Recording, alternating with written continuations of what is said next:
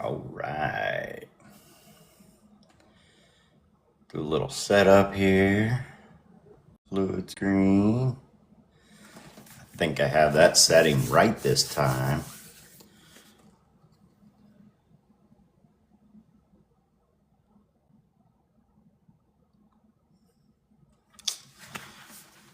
Welcome in, welcome in. We are ready to start the show.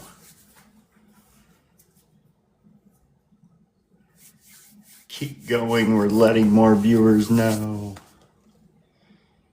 People will start showing up.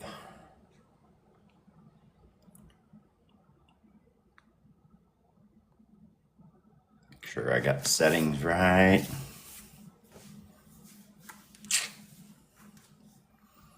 It's not showing me anybody in here.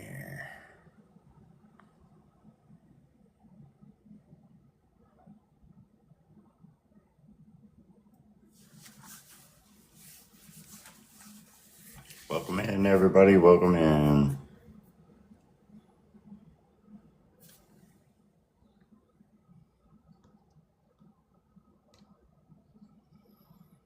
Top fans. Hey, Sage. First one here.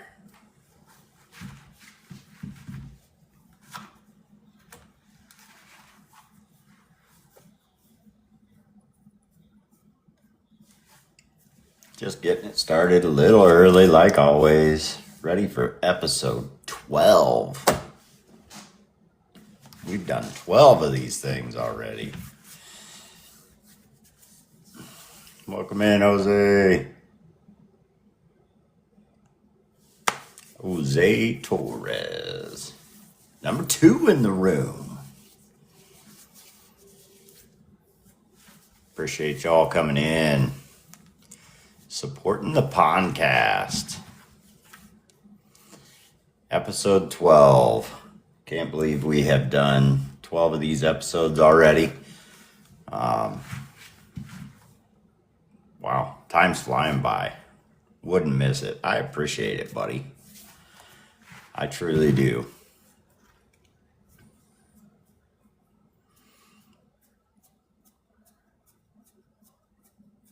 North Waters, what's up, buddy?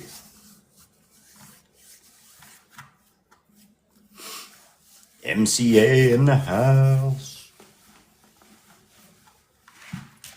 Everybody's starting to filter in for episode 12. Took me a little while to get S&J's up there. I have to admit, I kind of forgot to post it over on the YT, but it's over there now. Welcome in, Strouds. Bear.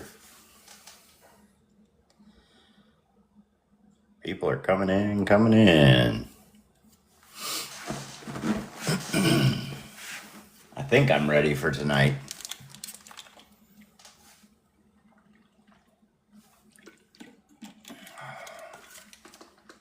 Are you guys ready for tonight? That's the real question. Gonna have those giveaways as usual.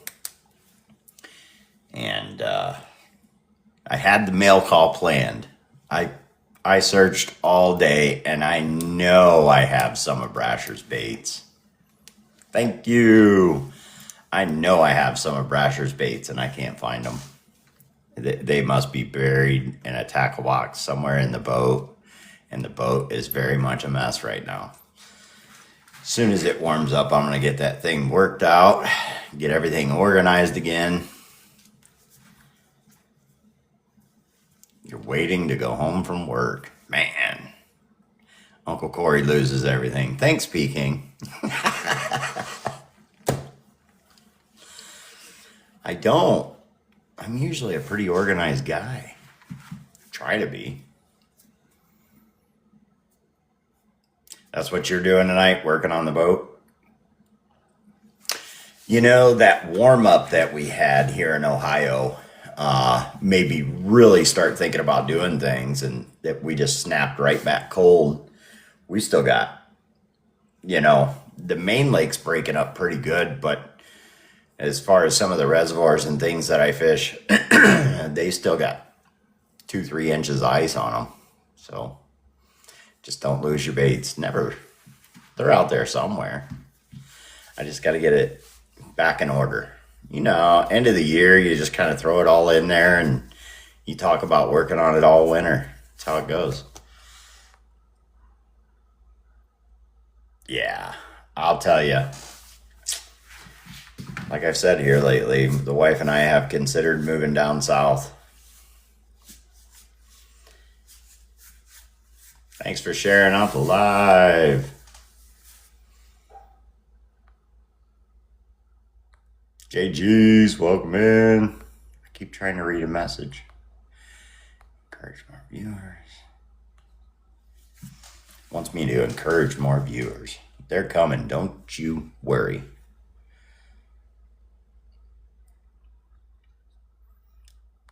Truck Money's in here.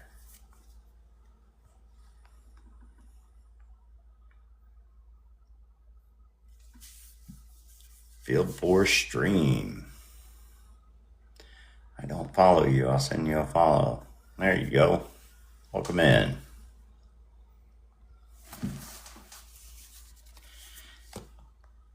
What's that peeking?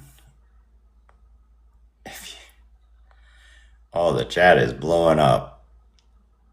If you have a holly, you're always organized. On my way to Bass Pro. There you go. I don't go there much anymore. Starting to live by the shirt. Thank you. Starting to live by the shirt. If you guys haven't seen the shirt, let me show you the shirt. I gotta mirror this real quick. There we go, mirrored. Support your local bait maker. I do not go to Bass Pro much at all anymore. If you guys are any part of this TikTok and you look around, you can find everything you need right here. Right here on TikTok with all these bait makers. There's no reason for me to go to Bass Pro. And I do mean everything. You can get your reels, your rods, your line, everything right here on TikTok. Appreciate it. Thank you, sir. Yeah, if you look around, it's all here. I know Peking, great example. He's been going through and he's been getting baits from a lot of people. I didn't get to see him at the show. He swears he was there, but I didn't see him. He went down there to the show where all the local bait makers were, and he got his rods and reels and other little things. You can find it all, man. I got no problem with anybody who goes to Bass Pro. I've been there a million times, but what's up, Woods? Who all do we got in here? North Waters, JG, Sage, Roadcomb, Fieldstream, Woods, Bass Smuggler, Stroud's Customs, Bear, MCA, Jose, Peking, Miss Chipper, Truck Money, Chipper is in the house, TK Custom Baits, and Fishin' Okie Owen. What do you think? You ready to come up in here and hang out for a few minutes before we get started? Let me find Chipper here. Boom. Invite. Got about 7 minutes. If you're still painting or something, you're good, buddy. Good. Now I know I need to fix it.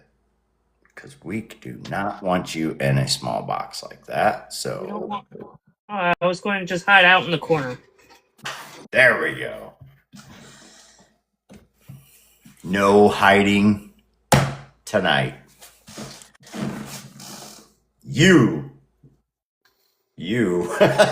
and me are the focus tonight. Mainly you. Yeah. Sorry, this app's kind of a mess. I'm still in Chelsea. Mainly you. How you doing tonight, buddy? All right. Good. I was hanging out with him in his live a little bit earlier. I know I seen a few of you over there. He's doing some painting and stuff. He's getting ready for the show. I'm going to be up at that show as well. And I'm going to go right back to it. Peking says he'll be at that show too, but we'll see if we actually find him. I mean, he said he took home that big jar of pickles, and the pickle guy was right next to me.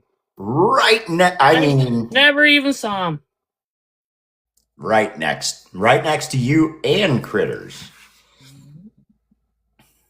Peking's sending gifts. We're just giving you a hard time, buddy. I seen your picture with Jay, bro. We know who's more important. We get it. He said he went in and found his rods and reels and found the pickle guy, and I think that's basically all he did. Took a quick picture and went home. Talking to people at them shows is how you make sales, Peking. Oh, I'm telling you. And there is a ton of people down there at that Columbus show. I got there as soon as the doors opened. Of course, we're lined up outside. And I came in. I talked with Chipper. I talked with Critters. I wandered around a little bit, and I came back to talk to them. And it was about that time I realized that it was getting hard to walk through the aisles already. It was getting super busy, super fast. And it was not just people looking. Everybody was standing at the registers. It was amazing. There was a lot going on. So Get Ugly Fishing was down there. J Bros and Miko, Critters, and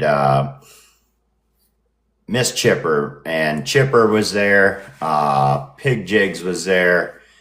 Rosalo was there. There was a ton of people. Righteous Tackle was there. Yep. I seen Sick and Twisted walk through, and I seen him at your booth, and that was the last time I seen him. He disappeared into the crowd. So, JM, what's up? I will be at the JDM show in Akron next. And you said that show's not quite the size. It is probably a third of the size, but you do as much business, if not more, there. That's good. Yeah. I know I brought a certain amount of money to spend, and when I left, it was spent. It happens quick.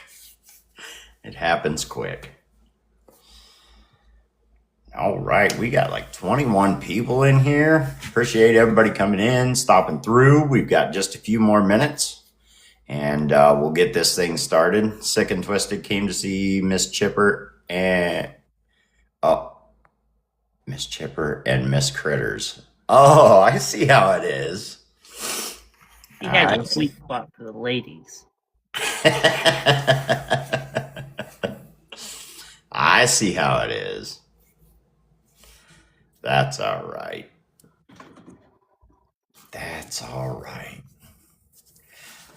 Welcome in, Whit. I am pretty much ready to go, man. Ready to go. I've got a lot of good questions for you.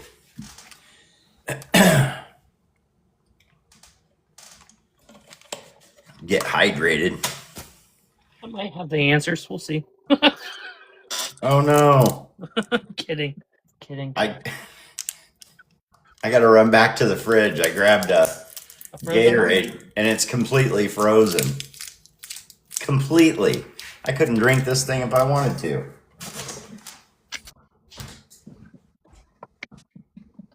I don't need my headset for this one. JM.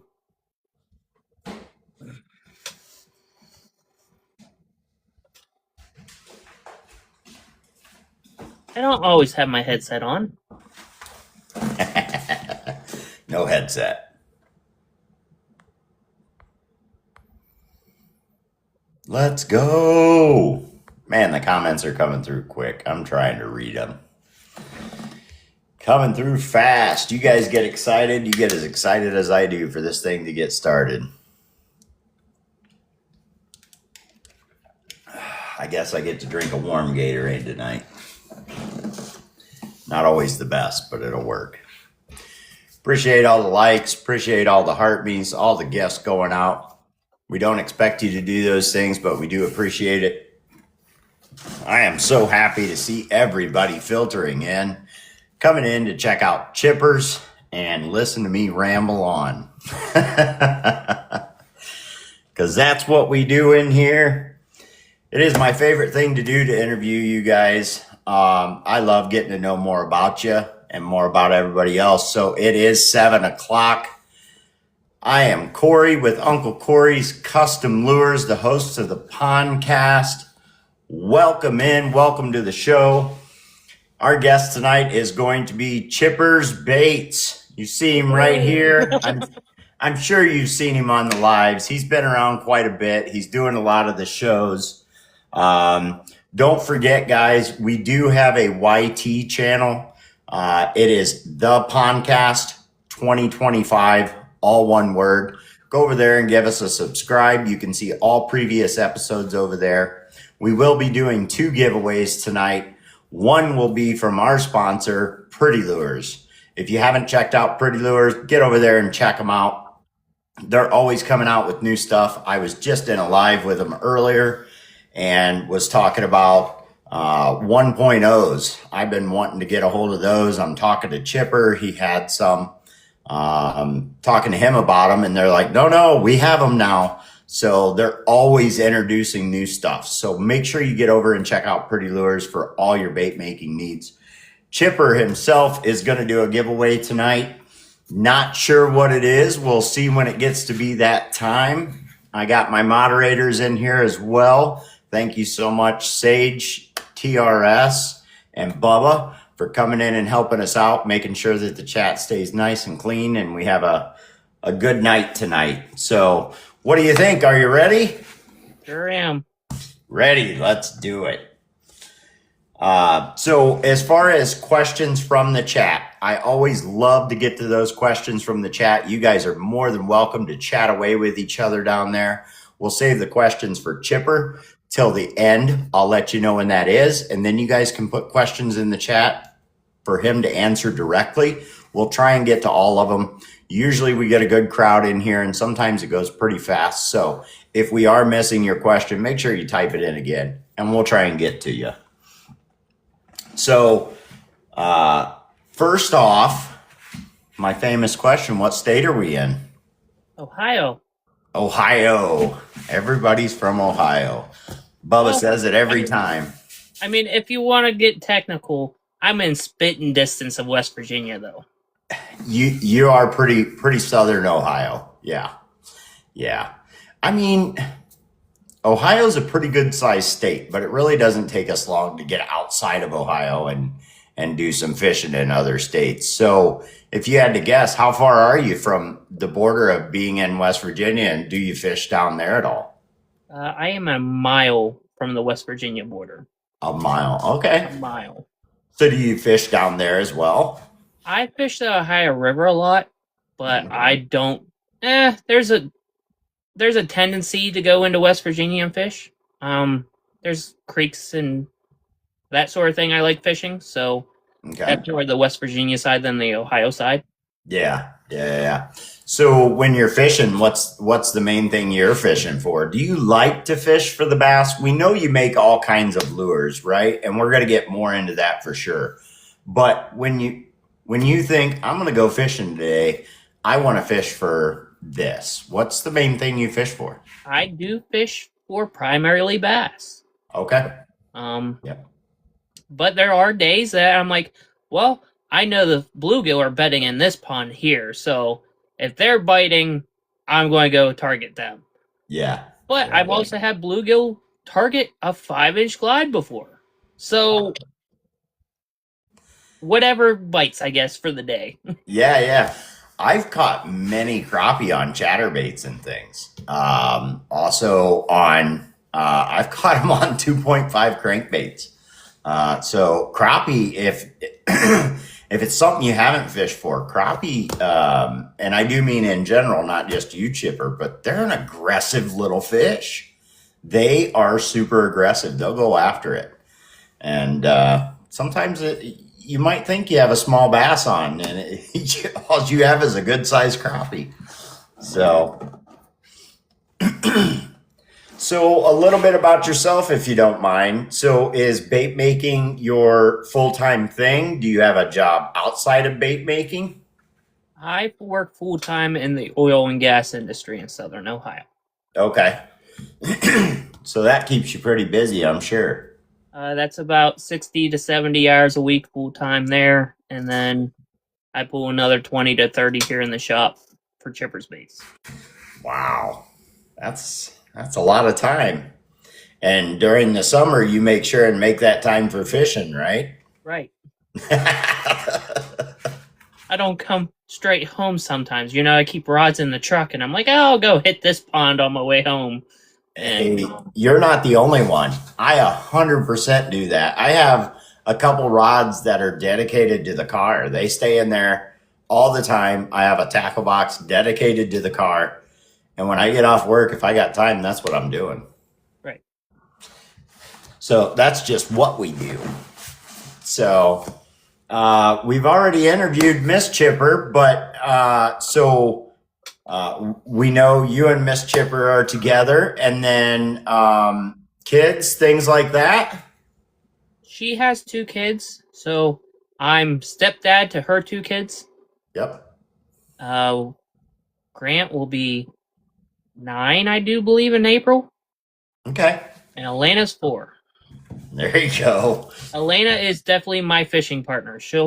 If I'm going out and it's my day off and she's home, she goes, "Are you going fishing?" Yeah, yeah, I'm And going fishing. Well, I'm going to. she doesn't even ask. She just tells you, "I'm going too." I'm going to. Now, does she bass fishes with you, or is she just going after the little brim and stuff? She's going after bluegill and Yeah. whatever bites. I mean, Yeah. she caught her first fish with me last year on her pole, so she was excited. I'm like, I think it was a pound-and-a-half warmouth at that instead of just the Nice. bluegill. Nice. I'll tell you what, it's an addictive thing when you're a kid to go out fishing and actually catch some of those first fish. And let's face it, that's how most of us got started. You know, somebody took us out when we were young and we caught those couple of fish. And whether they continued to fish with us or not, like in my instance, somebody got me started and then I just continued all on my own. I kept up fishing myself throughout my whole life. I've been a fisherman since I was, 6 years old. So that's the way it goes for most people. And then, like always, we see those kids out there fishing, and that's one thing I love to see it. Whether they're catching fish or not, they're just outside. So it's always good. So the next question would be, how long have you been painting? Painting? I've Mhm. only been painting for since July of last year. But when it comes to soft plastics, which is what started my business, the soft plastics has been around since late 2022. Wow. So you've been doing plastics for quite a long time. Yeah. Yeah. Yeah. Yeah. So plastics has been your mainstay for the bait company until recently you decided to branch out into the actual hard baits. Right. Right. I mean, I dabbled with it. I bought airbrushes in the past, and then I kept on, you know, having the hiccups of I'm not thinning paint right, and it's jamming, and I'm like, I'll just put this down until a later date. Well, I mean, you thoroughly enjoy making plastics, or it's not something you would have stuck with for that amount of time. So, when it comes to making plastics, um, you started off small. Did it grow quickly for you, or was it just something you did for yourself at first? I started out as a thing for myself. What really started it for me was I was sick and tired of going to the store and paying $7, $8 for a bag of sticks from, the big companies. You get a fish or two on them and they break And they're done. and they're Yep. done. Right. I'm like, I want a plastic that's going to hold up to, hey, this one worm might be my entire day, but if I get 20 fish on it, Yeah. then if it's costing me $6 to make, that's fine. But the cost is never that high. We all know that. Yeah. So when it comes to your plastics, did you settle into a plastisol right away, or did you venture out and eventually find one? At first, I started off with Dead On Plastics because I followed a few people on here that was using it already. I'm like, okay, they're close, they're in Michigan. It's not that bad for shipping. So I stuck with them until March, April of last year, where Okay. I actually had a Plastisol dealer come up to me at a show and told me they were local. Local as in, 2 hours away, something I can drive and go get. Yeah. But, I have to put in a big quantity order. So I have to order a full barrel, 50 gallons, 50 gallons at a time. But when I do my math on it, I'm saving about $700 on that 50 gallons. That's good.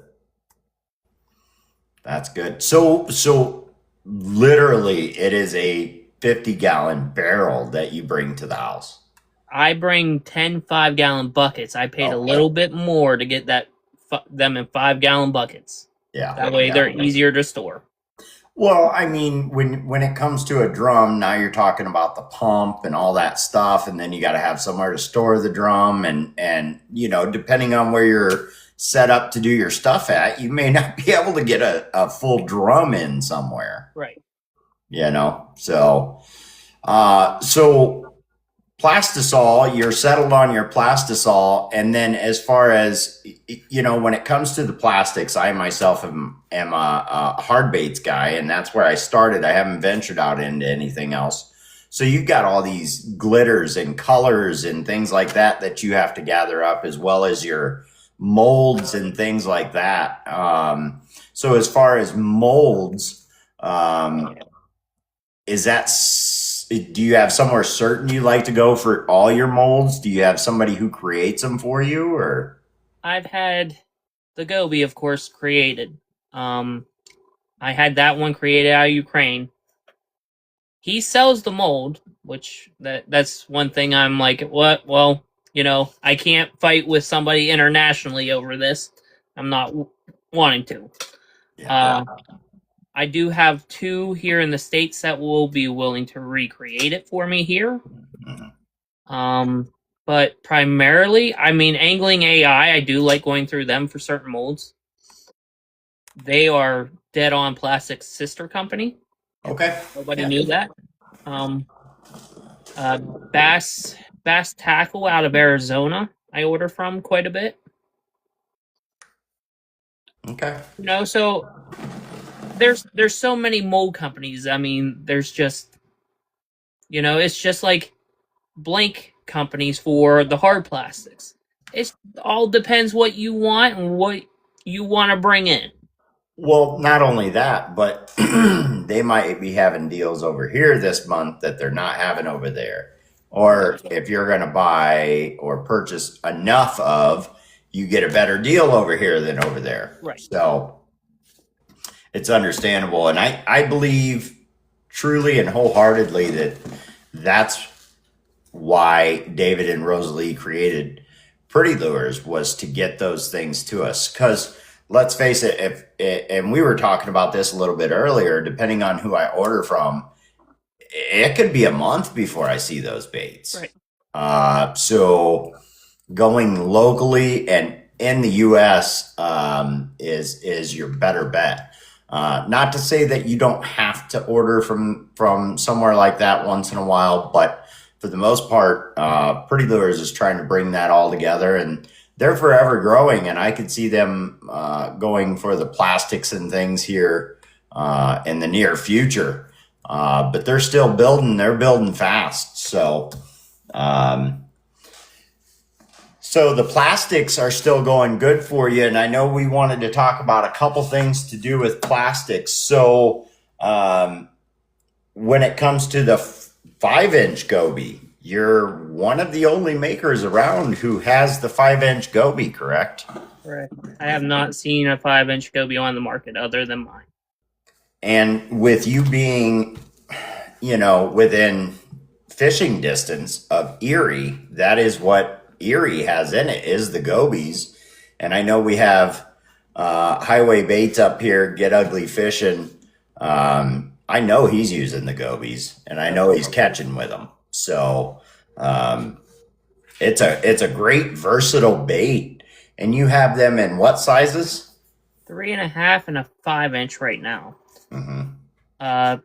There are talks with one of my mold makers about possibly bringing it in next year as an 8-inch. Oh, wow. And that's primarily for musky fishermen, per se, more than bass fishermen. But I'm sure there's plenty of bass fishermen that will go, give me the 8-inch, I'll catch a largemouth on it. Yep. But well, let's face it. You have some of those worms that are 10 and 11-inch big worms that they're catching nice bass on. And let's not forget, just because I'm talking about the Goby and mentioning Lake Erie, it doesn't matter where you fish that thing. The fish love to see something new. And that's definitely something new and something you're not finding a lot of places. So if you guys have seen these around and you're interested in the Gobies, make sure you get with Chipper Baits, and he can get you hooked up with those. And then also, you do have an 8-inch dragon worm. I do. So is that new this year? That is new this year. Okay. And it's something that you can show us. There we go. There we go. So it starts out thick at the top, and then goes down to this more finessey tail and a glide tail. That is nice. That will get caught up in the current and all the water movement. Right. Very nice. Man, you got some good baits in the arsenal. I know I have some. I picked up some up from you personally. I picked some up from the show, and you have a very wide variety of different baits. What's some of your most popular ones? Well, the most popular is the 3.5-inch Goby. And then the crickets. The crickets really surprised me at the National Fishing Expo. People were coming up to the counter, 20 in their arms at a time. I'm like, they are nice little baits to have. They're just... So you have the Cricket Junior, which has flat tails. Oh, yeah. Creature bait. And then you have the regular Cricket, which has longer pointer tails. Those are nice, though. People were coming up 20 bags at a time. This will be the final year where, you're only getting 4 in a bag of them. Okay. Next year, I'm going to put in Cricket Juniors and the regular Crickets all in one bag. So you're going to get 8. Okay. So you get both styles instead in one bag. Well, that works. So it sounds to me like at some point you're at the show going, how do these bags keep showing up? You guys haven't bought these out yet? Right. And of course, I had those on turn racks, and I'm like, as long as they're the same color, I don't care if they're the juniors or the regular Crickets on a spindle. Just as long as it's same color. So was it your best year down at that show? It was. That's good. I did more in sales on Friday alone than all of the 25 Expo combined. Dang. That's good. Because you still had 2 more days after that. Yeah. And I know Saturday was the day I was down there. You couldn't move. You couldn't move. There were so many people. And if you wanted a bait, you had better get up in there and get it. And it didn't matter if it was your booth or somebody else's. If you wanted something, it was shoulder to shoulder, and I'm not saying shove to get your way up in there, but you better get up in there and get what you want or it will be gone. So it was a great show, and you had a great setup. I know your booth was one of the first ones I stopped by, and I didn't buy anything right away because I didn't want to carry everything throughout the whole show the whole time. And I knew 100% I was coming back there because when I showed up, Miss Chipper wasn't even there. She was down, I think, at He the was local down getting a tattoo done. down at the tattoo booth. In case you didn't know, they had a tattoo booth there, so you could go get your favorite bait maker's name tattooed right across your arm if you wanted. Yeah, I got Uncle Corey down my leg. No, you didn't. That would be good tattoo, though. I could have gotten the Get Ugly one across my leg. Then I could have been branded. Did you see anybody down there getting the ruler tattooed on their leg? I did not. I did not. I thought about that too after Mrs. Chipper was like, "Go get yourself a tattoo." I'm like, "Can I go get a 12-inch like ruler on my leg? That way I can, in case I forget something." That is like the most common tattoo for bass fishermen or fishermen in general is to get, the 12-inch ruler tattooed on their legs so they can measure fish real quick. I don't think I would do it, but to each his own, right? Right. So how did you get into bait making in general before you started plastics? You're sitting there, you're fishing. Was it just the fact that you were tired of the ripping lures and plastics, or did somebody help get you into it? No one really helped me get into it. That was more of a me thinking about it. I mean, I was following certain people plastic wise on here. Like, I think it was Motivated, and then there was one other one during COVID that was doing it. And I can't even. Kelly's Baits, maybe, I think it was. Okay. And I haven't even seen Kelly Baits on here in years, probably. Yeah, that name doesn't ring a bell at all, but yeah. But, I'm like, you mean we can actually do this at home and make our own soft plastic lures? And after I started doing it, I'm like, man, this reminds me of creepy crawlers back in the 90s. Yeah, there you go. So we had to pop stuff in the oven. Yep. So basically, you got yourself into it. Yep. And no partners, no nothing. It's just you doing this all by yourself, sourcing out where to get your plastics, where to get molds, how to do everything. What was your biggest help if you're doing all this by yourself? What was your biggest help? Was it being here on TikTok and watching other guys make the plastics, or was it something else? I don't know. My biggest help was probably just watching other people do it for a while. Yeah. I think that's how we all learn to do it. I learned from people on here and also the YT going over there and watching, like Baker Builds or something like that. He does great work. And there's a lot of others. I can't think of all of them off the top of my head. But I've said it many times over.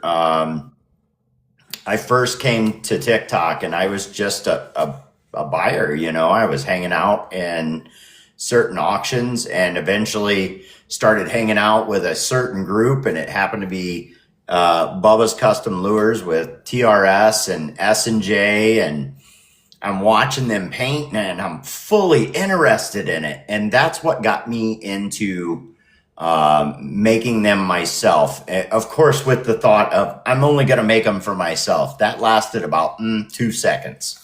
And I'm like everybody else, I'll make lures for anybody. And I have a few of mine that I fish myself, but not very many. So that's the way a lot of people get into it. So as far as your plastics and hard baits, is that all you do, or do you dabble in some 3D printing, stencils, jig making, fly tying, anything like that? 3D stencils? Or I haven't done the 3D stencils yet. Now, free-handed stencils, yes. Yeah. Plus the hook covers. I still print hook covers. I still get requests for them. Yeah. I mean, right now all 3 printers are dormant, so even though I know I have orders to do, I'm just like, not right now. I'm in this podcast. There's no reason to have the printer noise going. Right. But Well, you also came out with the one and only the Dragon hard bait. right. So you made those, I believe, in what, the 3-inch, and eventually you were making them in 3-inch, 2.5. Wait, 3.5, 2.5, and a 5, and then of course the big 8-inch ones that we sent to Bubba's wedding. Yes. Yeah. Wow, that seems like a lifetime ago, and it wasn't that long ago, right? Everybody got one. Yeah. Yeah. I remember that was one of the biggest lures I've ever done in my life, and I was so worried about it. Not only that, it's going to, one of my good friends here on TikTok. Him and his wife are both good friends of mine, and I'm like, I've got to do an excellent job on this thing. There was actually, for me, being a new painter at the time, there was a lot of pressure for me. So, and I'm sure there was a lot of pressure for you. You printed every single one of those and had to get them out to everybody. I printed and they didn't print in, one piece. They were dual-sided, so each side took an hour, hour and a half to print. Yeah. And then I had to figure out, how am I going to get this together? And I'm sitting there going, like yours, I think you had the only square bill out of everybody's. I'm going, do I put rattles in it? Yeah. Do I make it lifelike where it's rattles inside and Yeah. run a wire through it? And then some bait makers took it even further than that. I know the eye sockets on those things were huge. Monsters. Yeah. And at the time, I didn't even know how to source out an eye that big. And I ended up, what I did is I took Bubba Custom Lures sticker, his logo sticker, and I had a couple of them, and I took their initials out of that sticker. I exacted them out of there, made them circles, and it just so happened it was a holographic sticker, and I put those in for the eyes. So it was pretty cool to do, but man, that seems like so long ago. It wasn't too long ago, really. No. So you definitely do a lot of different things. You don't do any tying or jigs or anything like that, though. I've had the components for spinner baits, and I just never got around to it because I got busy with everything else. I'm like, I gotta quit branching myself out to every little, because, I might go to jigs and then, we'll say a year down the road, I'm going to start making rods. I can't have everything in one shop by myself. Yep. I fully understand. I have all the stuff to make jigs out in my garage. The lead, the hot pot, the skirting, absolutely everything I need, including the oven and the powder coat. And it's been out there for going on 2.5 years now. So eventually, maybe I'll get into that. Bubba's saying send it to him. Bubba says send it to me. Oh, he does, doesn't he? Yeah. I'm probably going to hang on to it still. So we've been at this about 30 minutes. We'll give you a little break. Get yourself something to drink. Don't forget, guys, this is brought to you by Pretty Lures. Pretty Lures is a sponsor of the podcast.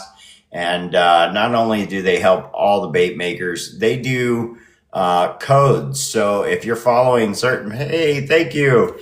If you're following certain people that are their pro staff and talk to them about a code, you can get codes from them to get you little discounts and things to help you out a little more. Pretty Lures is all about the bait makers. If you don't know, now you know. Barrett Bates is one of the creators of Pretty Lures, so he's a bait maker himself. So I would like to say probably 95% of the products that are going through their hands out to you guys, he has personally tested them, used them, and knows the quality of them. So they're also doing the creation of their resin baits. They have 8 new resin baits coming out in their lineup. Some are on the website, from my understanding. Some are going to be there. They've also got the 1.5s and quite a few different baits that are coming out. They might even have them in their hands already. They just got to get them on the website. So make sure you're checking that every day. So other than that, so as far as all this stuff that you do you have a website? Do you do auctions? How do you go about your business? I do have a website. It is chippers-baits.square.site.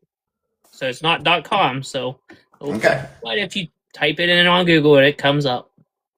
So Square.site. Okay. So are you just too busy to do auctions? I know we've seen you in auctions before. It's just you've got so much going on as far as work and family and making the baits that you're just not making it to those right now, correct? soft plastics take a lot of time to build inventory for shows. Yes. I mean, even hard baits take a long time to build inventory. And when it comes to show season, so we'll say like this past year, I shut down doing auctions in early September. You're right. Basically 4 months, because once Christmas is over, show season starts. Yeah. So let me ask you this. I know you made a lot of baits, but to give the audience an idea, how many plastic baits do you think you took to just one show? Now, mind you guys, Columbus show's already done. He got hammered hard down there, which is exactly what he wanted, and selling a lot of baits down there. Now he has the JDM show. The JDM show is coming up in March the 13th. Yeah, 13th, 14th, 15th. So he's got that one he's preparing for now. So in a guesstimate, how many baits do you think you took down to that show? Not including the hard baits. Just in soft plastics, I would say close to 5,000 bags. About $25,000 worth of product. Wow. That's quite a bit. And then he also took the hard baits with him, which him and Miss Chipper do the hard baits. She doesn't help with the plastics, right? Plastics is just you, or she does. She puts all the stickers on the bags, so that's a big help, because when I order bags in, I mean, we're ordering by the thousands. Yeah. So people go, "Oh, it's just a sticker on a bag." Yeah, until you start stickering 2,000 to 3,000 while you're sitting at one time, and then she'll come down and she'll help me bag every once in a while, and she wants to learn how to inject. It's just learning the colors and how many drops go in something. It's just like your paint. If you mix paint, how many drops did you do to get that color? Or because it's, I probably need to turn around and start writing it down in a recipe book. But, then I'll have another bait maker over here and they'll see recipe book and, slide it up under their shirt and walk out of here. Be like they're in Willy Wonka's factory, right? Right. They want the everlasting gobstopper.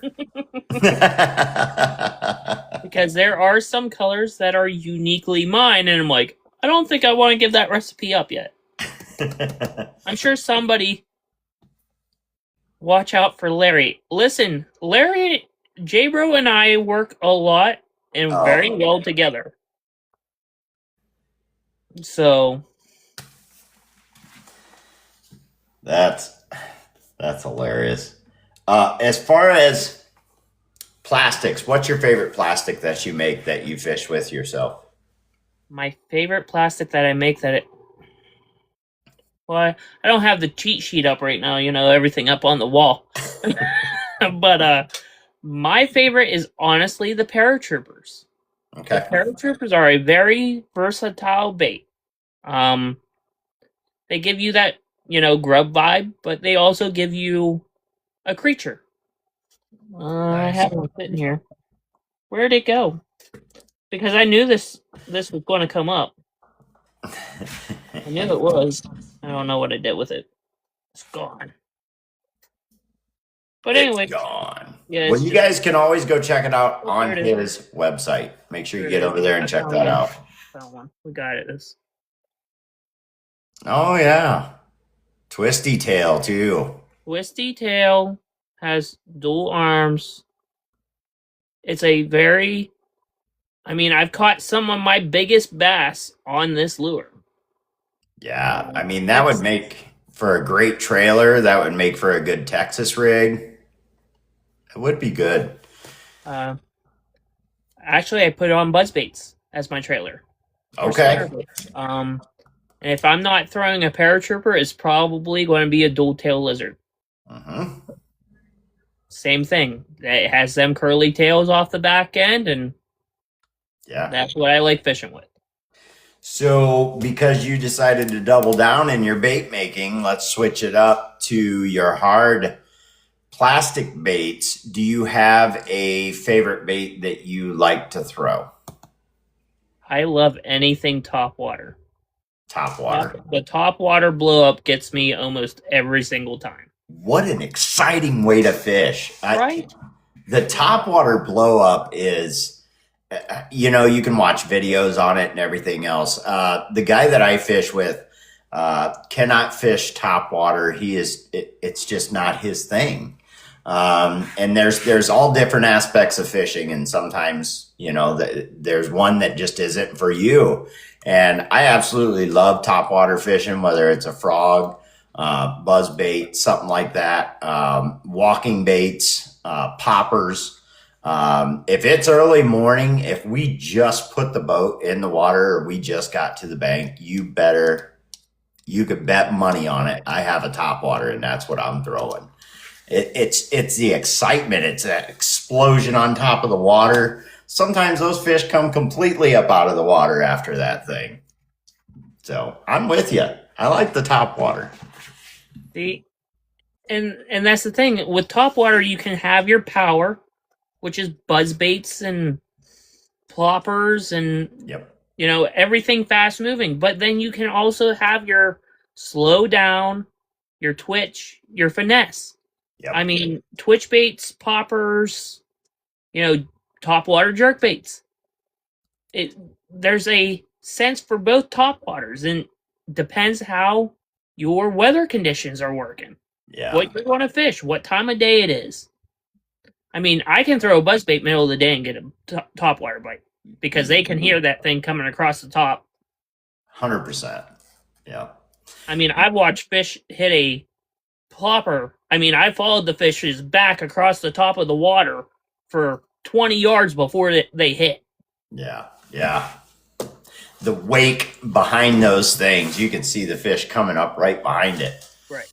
My nemesis, and I'm going to get so much crap in the chat for this, is the topwater frog with the hooks that come up over the back.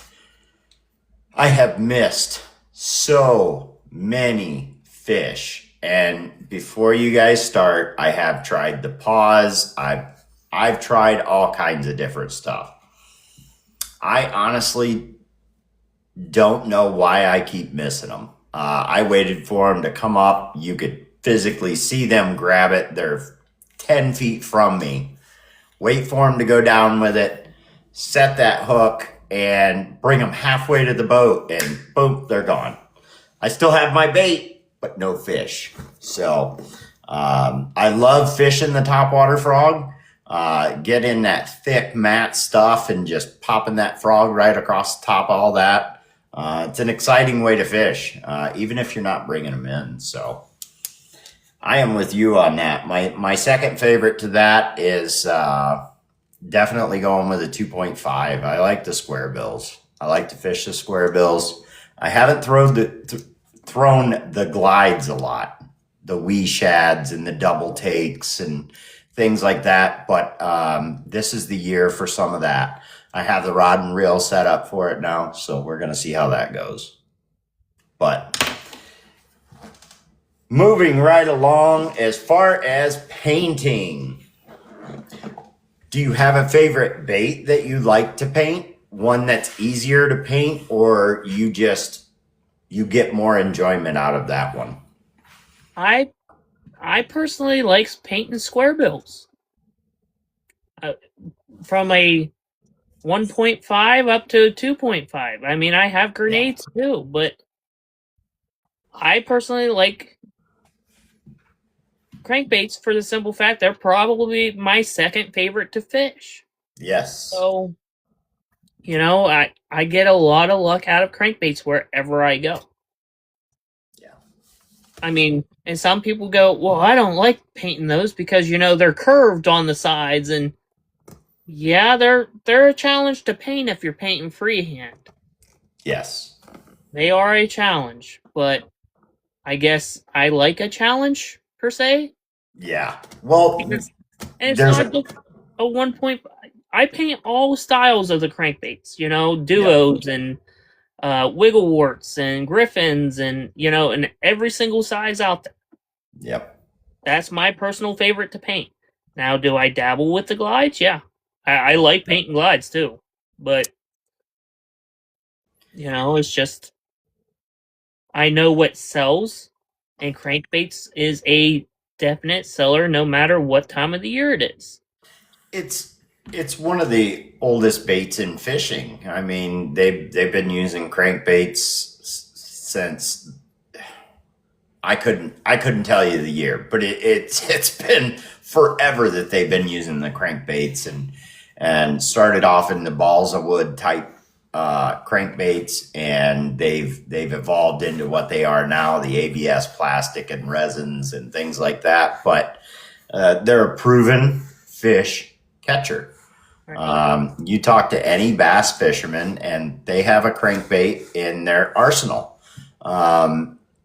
Another nemesis of mine is the jerkbait. I've never caught a bass on a jerkbait, and I am 46 years old. I've been fishing since I was, 6 years old. Now, another reason behind that might be it's not a confidence bait for me. So if I'm out there fishing and I'm not getting bit, I am definitely not putting on a jerkbait. I've never caught a fish on them. Why would I do that?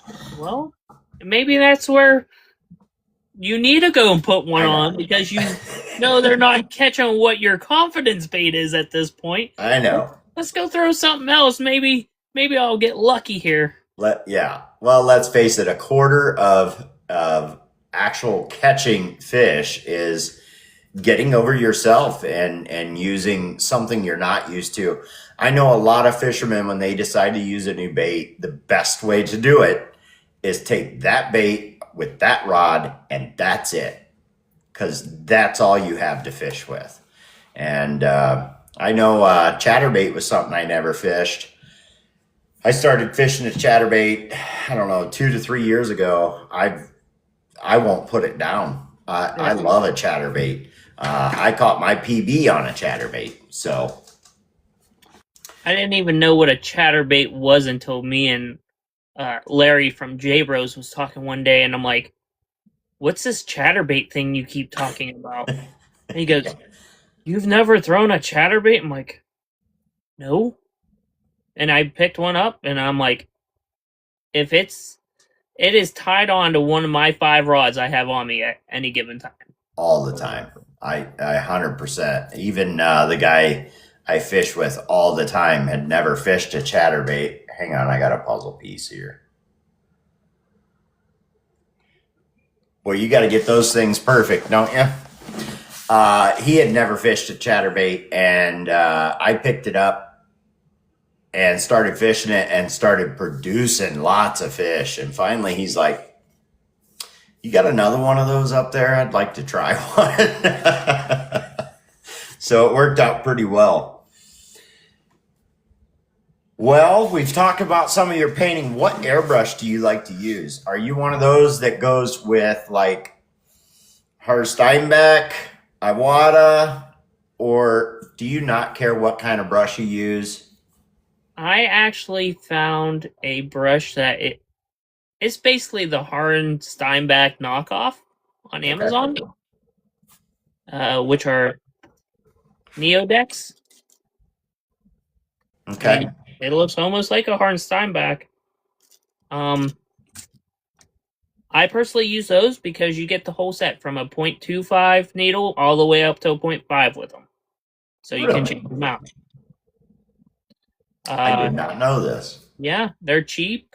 I mean, they're 40, $50. So, and I have the quick connect for my airbrushes, so I have all three sizes sitting on my workbench. Yep. Depending what I'm doing, fine detail around eyes, anything else, I can go clear down my .2 if I need to. Yep. So there are some painters who will throw in a point two and or I'm sorry, a point three, and that's what they use. They'll use it all the way down to the detail. Now we're talking about that trigger control. You know what I mean? Right. And then there's other painters like myself. I have a five, a three, and a two, and I use all of them. So is that the way you are? You have Yeah. all the different sizes ready to go? Yeah, I have every size ready to go at any given time. Yeah. Yeah. I'll tell you that the people who put in the three and get used to it and use it for everything from their detail to their base coat, they've got it a little bit easier. They don't have three brushes to clean when they're done, but Right.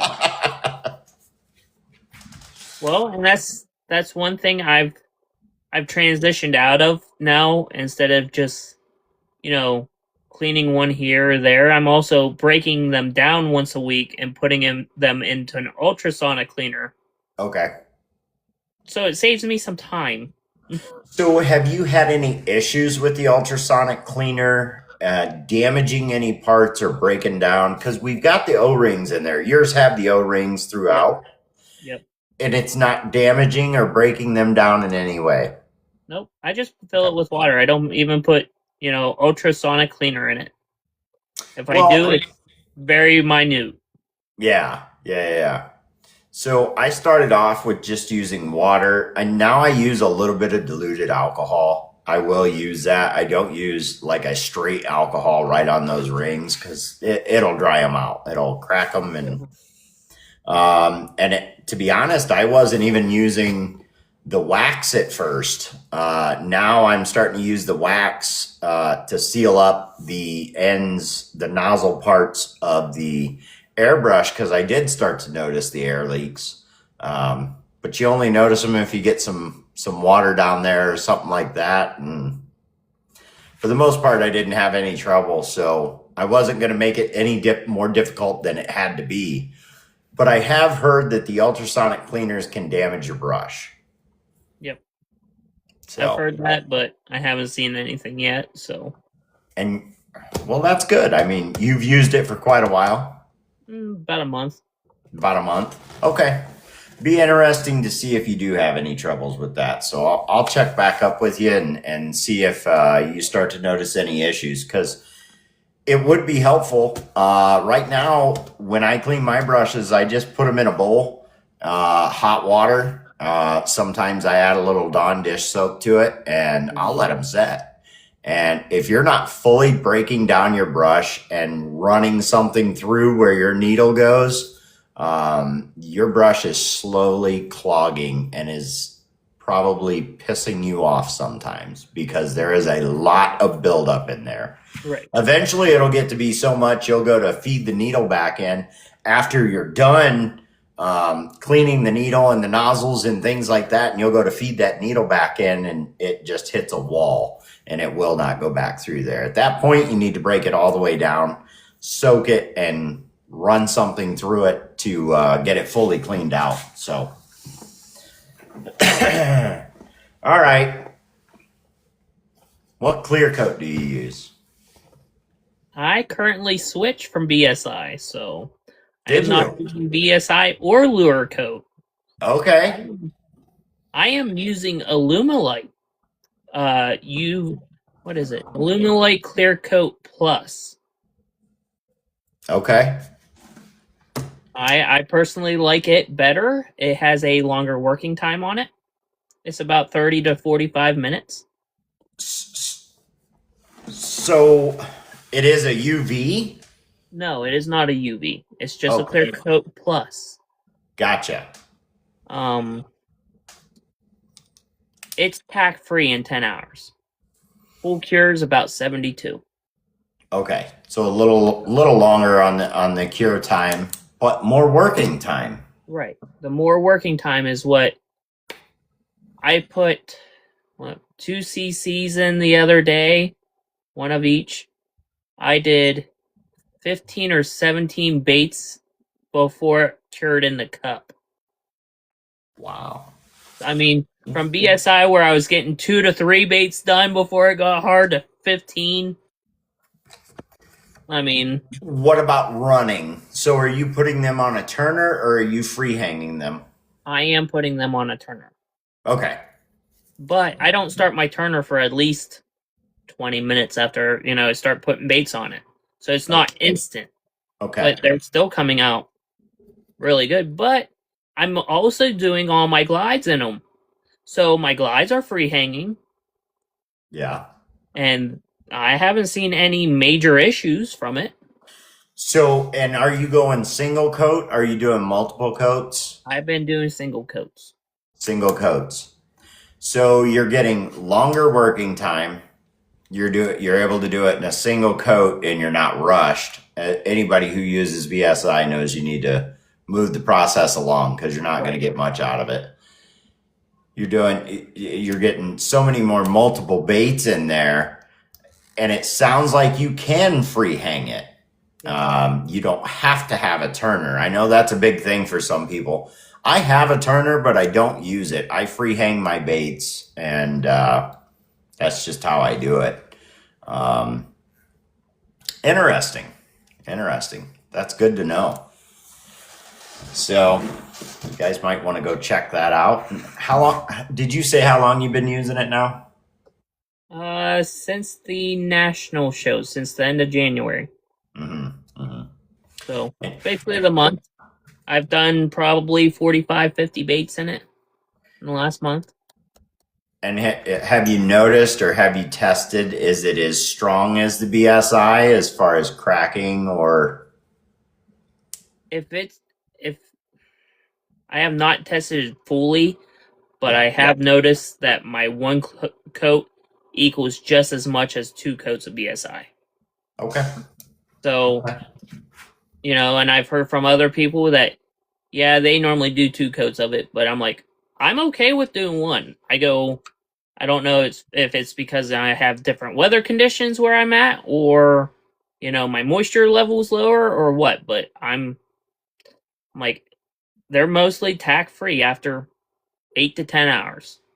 Yeah. So for me, it wouldn't matter if I had to leave them hang a little longer. It's really, first off, the strength of it. Right. Second would be the UV of it, as far as, no yellowing out in the sun, things like that. But that work time really interests me. So that work time. I was just doing some today and I did a double take and I mixed up enough to do an entire double take, which I usually do those in 2 sections. I'll do one side, let it dry, and then do the other side. I decided to do the whole thing in 1 take today, and yeah, it was a little nerve-wracking. It was starting to get tacky, but we broke out the hairdryer and we got her done. So I mean, I'm able to do, I did 2 Slim Shads in that 15 the other day. And Slim Shads are not small glides. They're no. 6.5 inch. Yeah. Yeah, they're a pretty good size. I mean, I did both sides, the top and the bottom, and I had no issues. Interesting. Well, that's why we always ask that question right there.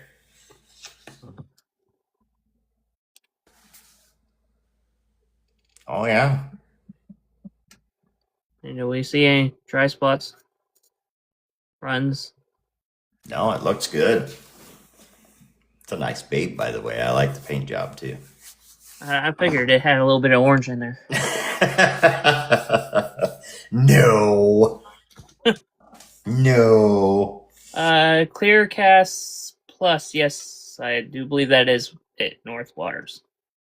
Clearcast Plus. Yep. Okay.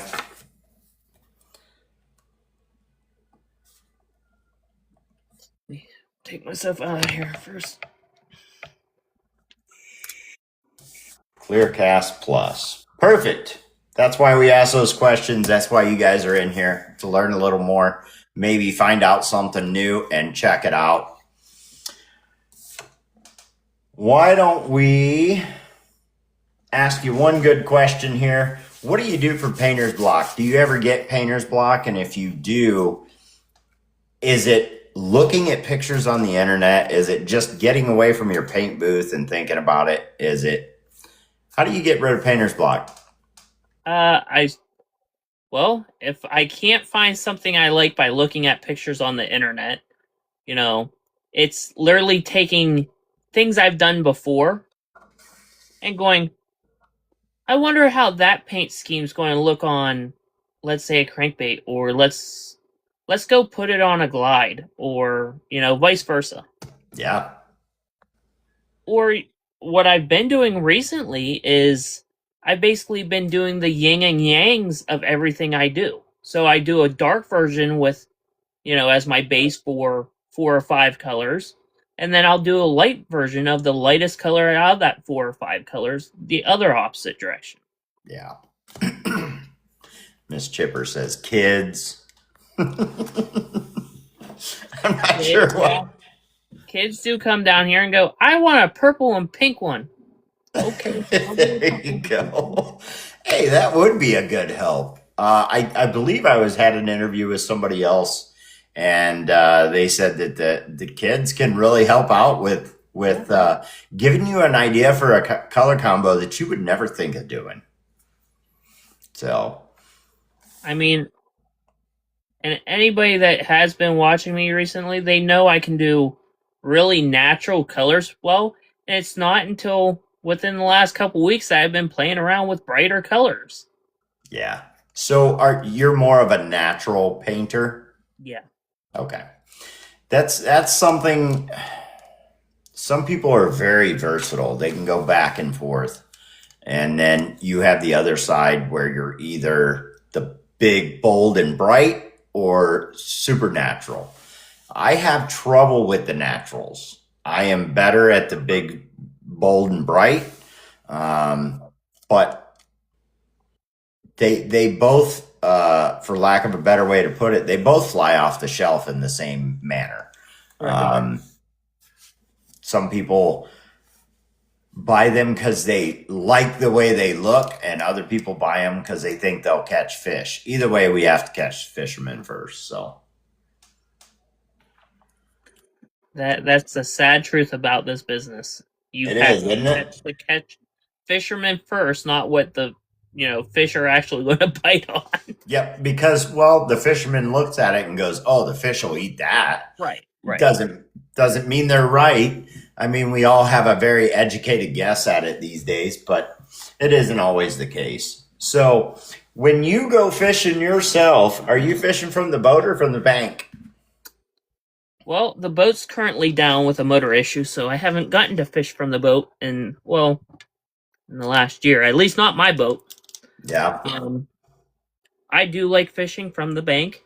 Yep. Because that's more of it takes me back from where it started. It didn't start on a boat. Well, technically, yeah, it did. But me personally, I fish more from the bank than anything else when my boat's down. But I mean, I grew up fishing from a boat. My dad always had a bass boat growing up. Always. And it's so weird to think about. I grew up fishing from the bank. So any fisherman can tell you it's true. There is a huge difference fishing from the bank and fishing from the boat. Yes, everybody always says it. The bank fisherman's casting to the middle and the boat fisherman's casting to the bank. How could it be any different? You guys are fishing the same area. It is very different in the way you work the lures, and boat fishermen are not always fishing at the bank. When you see them at the bank, it just happens that the fish are in the shallows that day. So that's why they're up there. It's that time of year for it. But fishing from the boat is a very different style of fishing. I'm used to standing on the bank, both feet firmly planted, and sometimes, standing like this or like that. They say bank fishermen are some of the most sure-footed people there are, because we will go anywhere we think there might be a fish. But it is a very different style. Last question I like to ask, and then we're going to leave it up to the chat. The last question I have for you: is there a piece of advice that you would give to somebody who's new to painting or doing plastics, or just a great piece of life advice that was given to you? For anybody starting out in this, it's always great to ask questions. Questions and getting correct answers goes a long way.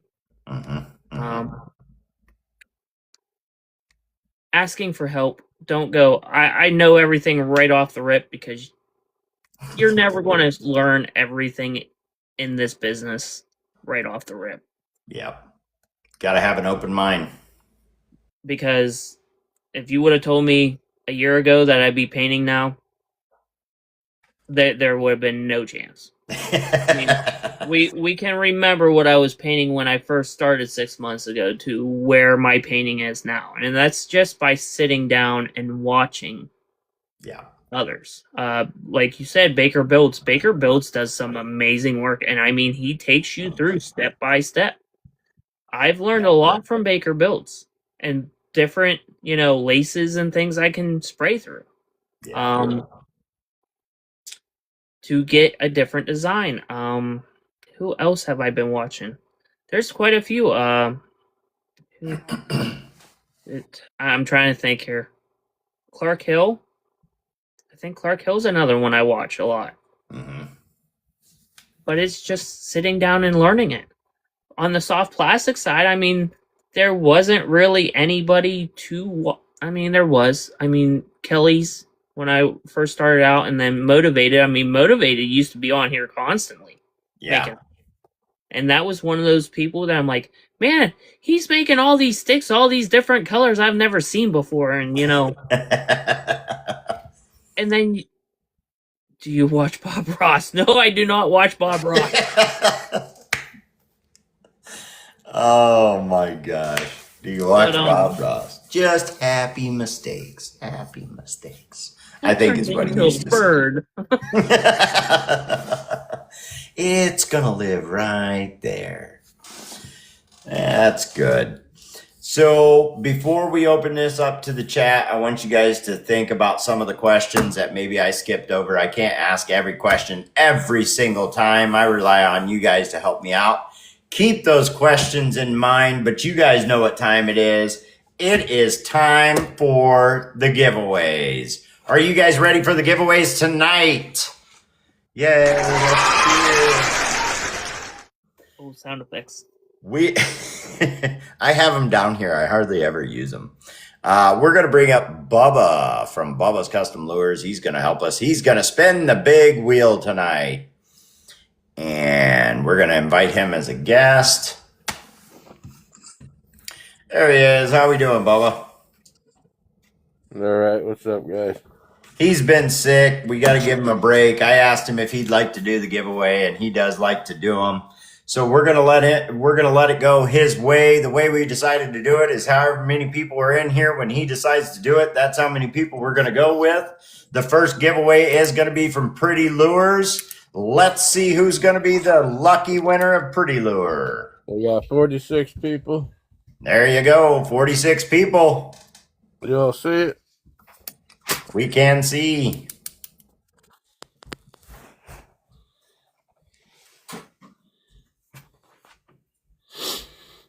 Who's it gonna be? 18. Number 18. I'm scanning down. I'm looking for number 18. And we are gonna go with Kayla. Kayla is the big winner of the Pretty Lures giveaway. Rigged. Kayla, if you do not follow Pretty Lures, please go over and give them a follow. Make sure you get in contact with them. They will get in contact with you. They do a $25 gift code to Pretty Lure. If you are not a bait maker, you can have a custom bait made up by Barrett himself. That's JM's wife. Ah! So, we all know what she's going to do. Here you go, JM. This is for you. I'm with you guys, rigged. So the next person that is going to do the giveaway is going to be Chippers. This will be the giveaway for Chippers. What are you going to let them get at tonight? All right. We have a 5-inch Wee Shad. Very nice. You know, he showed me this earlier and I swore there was foil in there. He's just got that blue in underneath that purple in certain areas, and it gives it a very nice color. Very good. Very nice work. Well, we'll let Bubba run it because I didn't figure out how I was going to give it this one away. 43. That's the way we like to do it on here. If that's okay with you, he's going to give the wheel a spin. We're going to figure out who is going to be the lucky winner of a Chippers bait. Here we go. As the wheel goes round, it's going to give us a number. Number 36. Scanning and looking. Fishers of Men. You are the lucky winner of a Chippers Wee Shad. Fishers of Men. Rigged. Do you even know who that is? No, but rigged. It doesn't matter. He just likes to say rigged. I started Get it. hooks on it essentially. tomorrow and get an address and send it out. Congratulations to the big winners of tonight. We have Fishers of Men. You won the Wee Shad from Chippers Baits. And Kayla, you are the winner of the Pretty Lures giveaway. Congratulations to all the winners. We are going to get into what I believe is one of the funnest parts of all this. We are going to open up the chat and we are going to let you ask him the questions. So if there's something you feel I forgot or something you would just like to know from Chipper, maybe his website again, something like that, maybe you didn't get it written down, go ahead and ask away. He will answer, we hope. We hope. It's always a good one. We hope. Well, you do have the option to deny the question. That is for sure. Depending on who we got in there.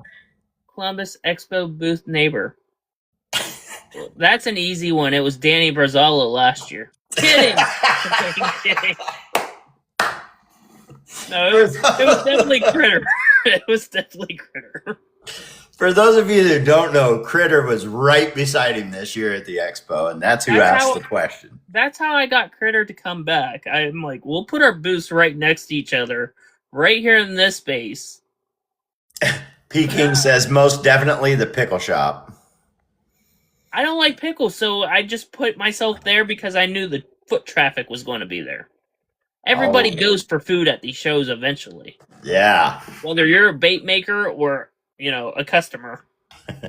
Let's take a question from North Waters.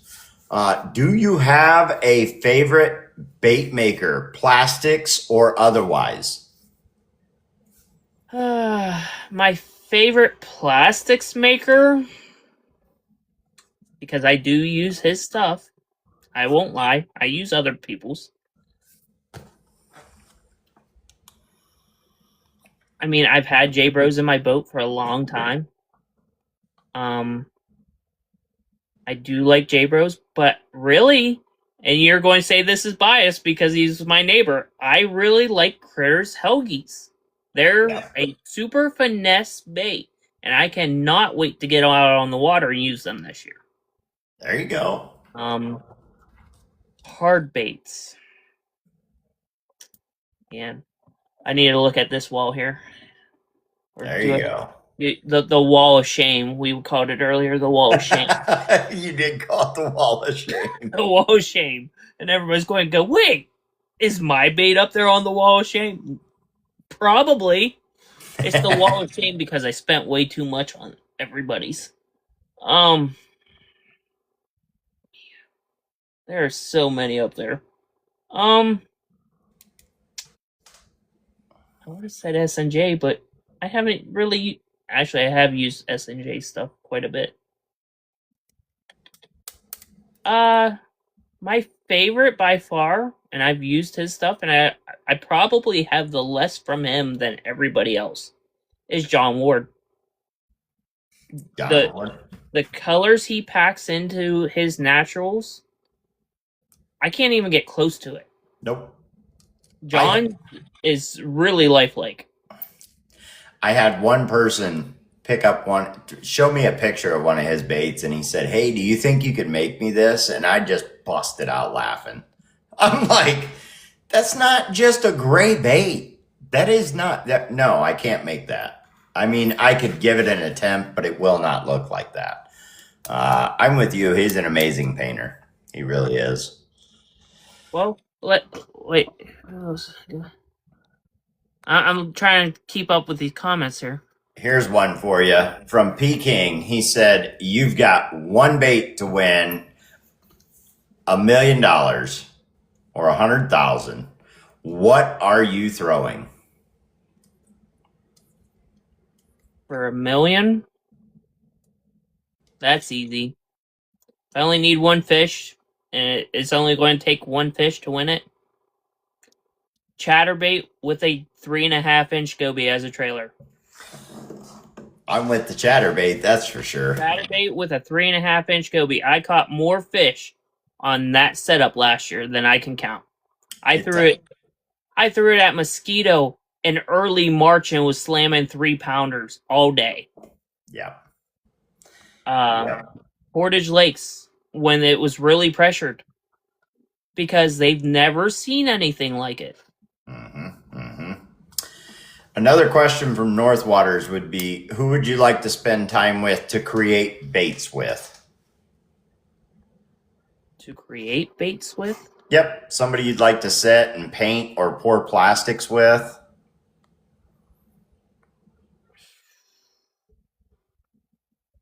Probably Strouds.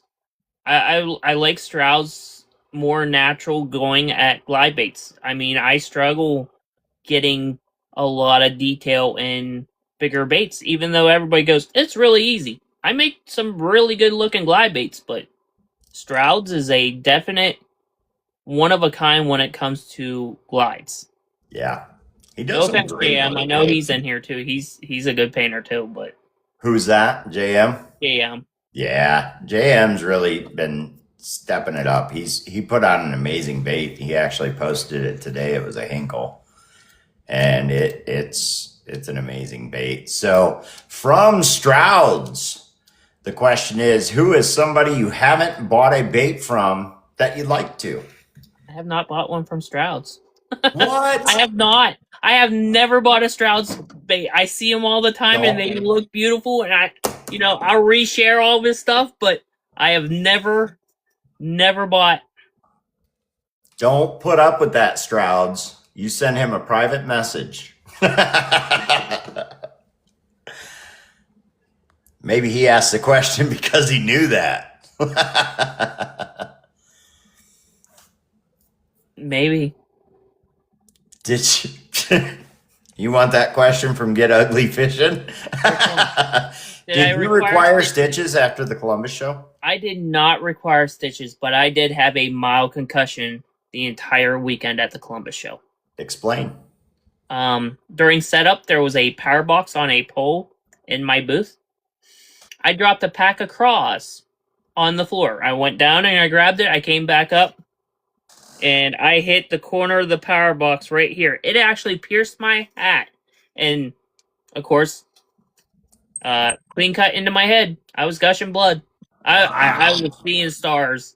And I grabbed my phone and I called Get Ugly. I go, I don't know where you are in the building, but I need first aid now. I need medical. I need medical. And he goes, get up and get yourself to the show office. They're waiting for you. And of course, I'm getting, bandaged up and Critters is blowing up my phone in my pocket because my truck's sitting right in front of our booths. Yeah. And I'm nowhere to be found. So wait, Get Ugly text you back and said, get yourself over here. He didn't come to find out if you were okay. I can't remember. I can't remember that part. I think he did, and he's like, get up and go to medical or, something along those lines, or came back after I got bandaged up. Yeah. I'm just giving him a hard time. That's great. Well, that's not great. That actually kind of sucks for you, but that was first day during setup, so ooh. He called me. I was in the office, is what he said. C-Cline. Let's take that question real quick, and then I'll scan back up through. C-Cline Fishing. Who is one painter bait maker you follow that doesn't do anything on this platform? Oh, okay. I don't know. Oh, well, yeah. On this platform, it is Ken Culverhouse. He does have a small Facebook private group that I've followed for years. That is my number one top water bait that I've ever used is the KC Twitcher. Which Mrs. Chipper talked about this in hers. The KC Twitcher is a top water balsa bait. Basic design, shad pattern, holographic sides, kill dot, and a blade on the back. I've caught more fish on that than I can count. Really? I've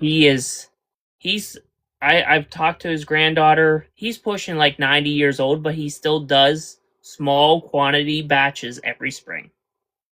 And I'll pay $40 to $50 for him, for one. Hopefully he's passing that on to somebody to provide them in the future, but you just never know. Great question, C-Cline. I like that. And let me scroll back up. He called me, was in the office. Do you and Miss Chipper ever paint together and it moved? JM Jigs asked, do you and Miss Chipper ever paint together? Well, my shop is in the basement. Mrs. Chipper's shop is on the second floor. So basement, first floor, second floor.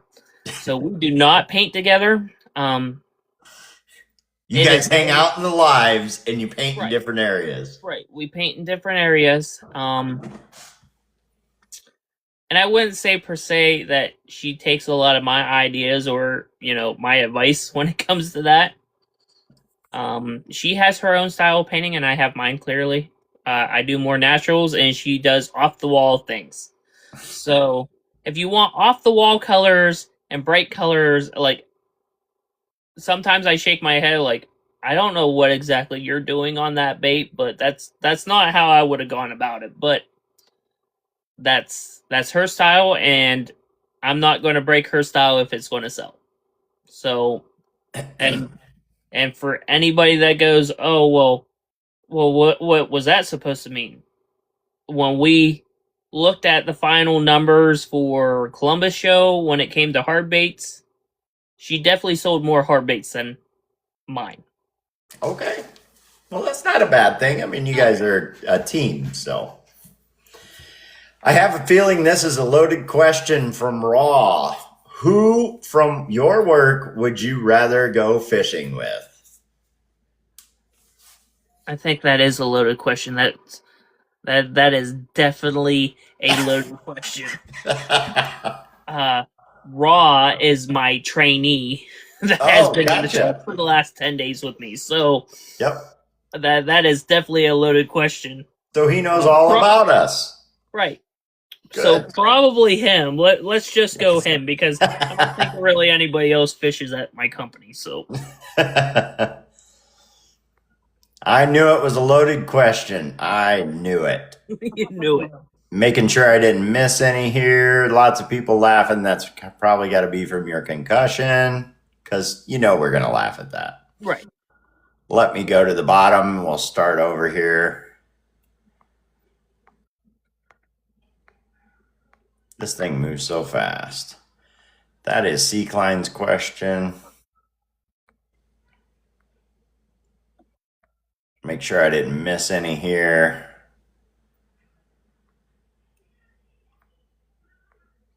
Sorry, guys. I'm scrolling through as fast as I can here. Trying to make sure I didn't miss anybody. He's a cover-up.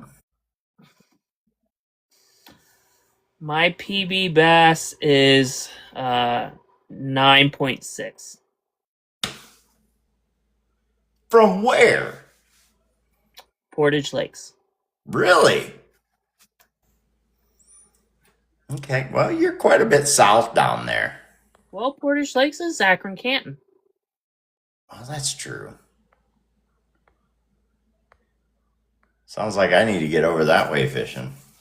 Portage Lakes is definitely loaded with some hogs. I mean, if you watch the Wednesday night numbers for a 4-hour tournament, I mean, 4-hour tournament, we're pushing, 15, 16 pounds just to get in the money for, the top 10 finish. Your winning weight has to be over 20 normally. Wow. Peking says mosquito is better. And Chris Craig says, did I hear Portage? He did hear Portage. Now he's probably going, which point did you catch it off of? Because I'm going to go find it. This was years ago. I think we were still in high school, Chris Craig. It sounds like maybe I need to get over there. By now. I need to get over there and fish over that way, maybe with you or Peking or somebody like that. I don't know that area at all. I keep looking at it on the maps, and every time I just kind of venture out to Erie or some of the local spots around here. So there have been a couple times I got up super early in the morning, a couple hours before daylight, and we did drive all the way down to Ontario, Mansfield area and fished Clear Fork Lake. It was not a good day. They had fish. They did not have a lot of bass. We seen a lot of crappie and bluegill fishermen out there. So, but it was worth a shot. We looked it up and it said it was a good bass fishery, but I think it was old. I don't know because there was not a lot of bass down there. I think each of us caught one that day. And as we were talking to other boats coming in and going by, they were all fishing for crappie, bluegill, stuff like that. So probably need to venture out a little bit. I found a sweet spot down here in southeast Ohio, I guess. It's actually a campground / I don't know, Christian retreat. Okay. It's a catch and release lake. You're allowed to have big boats on it, just gotta use your trolling motor. But I was bank fishing out there, just by chance. And I watched somebody pull the biggest crappie of my life out of it last year. And I'm like it could have been state record size crappie. 4.5 pounds. That's a big crappie. And Yeah. then they were telling me, oh yeah, we had a girl pull an 8.5 pound largemouth out of here last year. I go, what was she using? A minnow and a bobber. Live bait. Live bait. It does work. So Raw wants to know, do you prefer river or lake fishing, and which one? I prefer lake fishing. Lake, yeah. I prefer lakes. I'm with you on that one. River fishing can be quite exciting. That's a completely different style, though. Right. River fishing, you're going more with current. And from the bank, fish in the river for me is a hard one. Yeah. I mean, unless we're up by the dams, it gets rough. It gets rough because I can go down to Stoneville Marina right now and not catch a fish for hours. Just cast and throw and cast and throw and cast and throw. And Yeah. I'm like, if I don't catch one within the first hour, I start to lose interest of the sport. Yeah. Well, I'll tell you, there's a couple people who would disagree with us right now. One of them would be S&J. S&J loves to fish the current. The other one would be, now I'm not saying they absolutely prefer one over the other, but North Waters and Holly, they are on the river a lot. You will always hear North Water talking about hitting wing dams and losing lures in the wing dams. So they fish the river a lot. So if somebody wants to know a little more about river fishing, make sure you talk to either one of them, S&J Custom Lures or North Waters, Holly and North Waters. They all fish river. So, and I'm sure there's plenty of other people in here who fish river. Those are just the ones that come off the top of my head. Yeah, North Waters is right there. He says, I live it. He does. They get down there in the rivers. I think I might have to go up there and fish with them.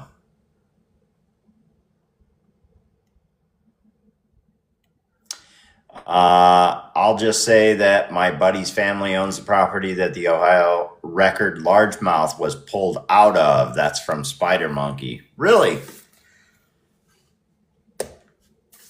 I just read an article today. It was a kayak fisherman. I couldn't even tell you where he was fishing. He pulled out their state record. It should have been the state record. And you guys know when you're doing state records, there's all kinds of regulations to how it can be done. And he made the fatal mistake. He called DNR. Nobody came out. So he put the fish in his live well and drove to a certified scale. You cannot do that. It has to be weighed right there, still basically in the water. It can be in your boat, but you have to be in the water. And he definitely caught the state record, and it did not count, which is very bad. But I don't remember which state it was. It was a huge, huge bass. He caught it in a kayak, too. Jesus. S&J says it takes practice for sure. He's talking That about says that fishing in the river. What's Patience. that? That says patience. Oh, patience, it does. Sometimes I just read too fast.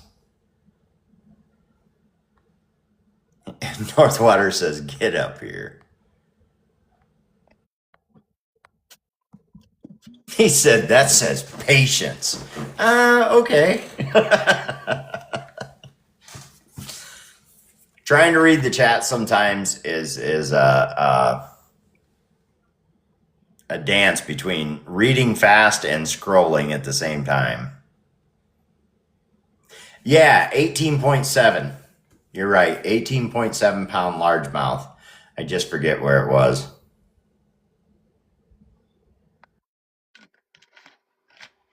Which lake is your favorite? Raw says that was supposed to be which lake is your favorite? This could be a loaded question too, because we live around so many lakes. My favorite lake isn't here in Ohio. Okay. My favorite lake is actually Lake Murray, South Carolina. Okay. Growing up, my dad actually owned property down there, so we were only a mile from the boat launch. So every spring, Easter break, I was at Lake Murray. Very nice. So I got to fish the spawn at Lake Murray every year, and people go, "Oh, Lake Murray's such a bad lake." Listen, in the early '90s, that's all I remember. Yeah. Is fishing Lake Murray. Do you go down there anymore? I do not. Yeah. I don't have a big enough boat for Lake Murray. We'll put it that way. I mean, Yeah. yeah, if I had put a bigger motor on it, yeah. But I need a bigger boat in general. You run out of room. Yeah. So one question I usually ask people, if there was a certain species, certain lake, what would be like your dream fish to catch, your dream fishing trip, something like that? What in your mind when you say, "Man, I would love to catch that fish," or I would love to go fish this place. Man, I would like to get down to Chickamauga and fish, where the Bassmaster Classic's going to be held this year. Hmm. I mean, we've been talking about it for years. Me and my father have about going down and spending a week there. Yeah. But I also told him, I go, we're not that far from Gunnersville when we're at Chickamauga, so why don't we like split it up, like half the week here, and then let's go down there and fish a couple days and come back to Chickamauga and fish some more. But those are definitely two on the bucket list that I'd like to get to. Yeah. Okeechobee's definitely there too. Hmm. But the fish that I would like to catch, and people are going to go, you haven't caught one of those, but you talk about them all the time, is a muskie. I would love to catch a big muskie, and I live around a lot of big muskie lakes. Hmm. And people are like, oh, well, we just catch them on crankbaits and stuff. I haven't caught one. I don't know why. I'm always on the lakes where they're at, but Well, they say we have muskie up here. I've caught a pike, but no muskie. Um, Muskie are tough to catch. That is for sure.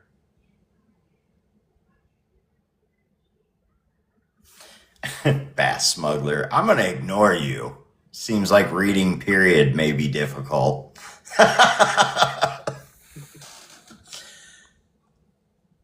Let somebody else come up here and read this. So my thing would be, what is stopping you? Is it work in general and everything like that that's been stopping you just from going and taking that fishing trip with your dad? yeah, work in general. You should just do it, man. Just do it. Well, normally it's not my work, it's his work stopping it. Yep. Where's he at? Let's bring him up in the box. Just do it. Just go. My YOLO, exactly. So my grandparents always used to talk about travel, travel, travel. They wanted to buy a travel trailer. They wanted to travel the world. And they waited too long. They waited till they retired. They waited till this. They waited till that. Eventually you find yourself just waiting too much. So my advice to somebody out there that's waiting to go do something is quit waiting. You got to get out there and do it. You got to have fun. Work is not everything. I've said it for years now. When I was younger, I used to work, work, work. Now I only work to live. I don't live to work. I don't want a job putting in all those hours. And I know plenty of people have it. And maybe sometimes that's what the bills call for. But take some time for yourself. Make sure you're getting out there and you're fishing. Make sure you're enjoying time with your family and your friends. It's worth it. That's what we're here for. So get out there and enjoy it. Right. Peacock bass, fishermen, peacock bass. I want to fish for peacock bass. That's one of the fish that I want to catch.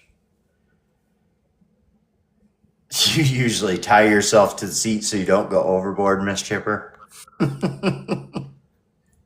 Well, you gotta think, I have a 16-foot fiberglass boat, so, from the early 80s, so they weren't built what they're built today to withstand, somebody hooking into one on the front. Yeah, there's been About- quite a few times I've almost put her in the water. I see.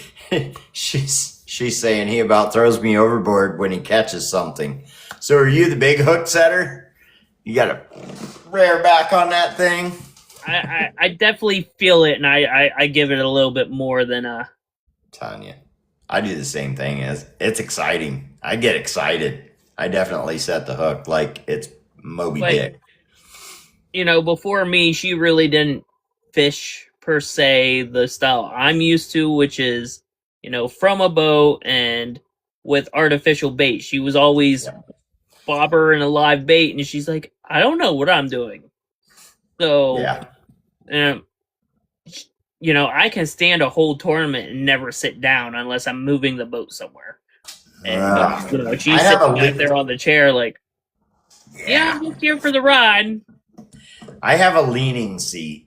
It's not a full set down, but I definitely use it. I definitely use a leaning seat, and I do get tired of standing, so. Skyrockets the bluegill.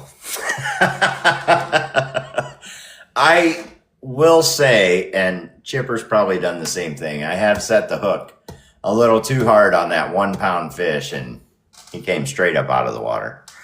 So I do have a hard hook set, but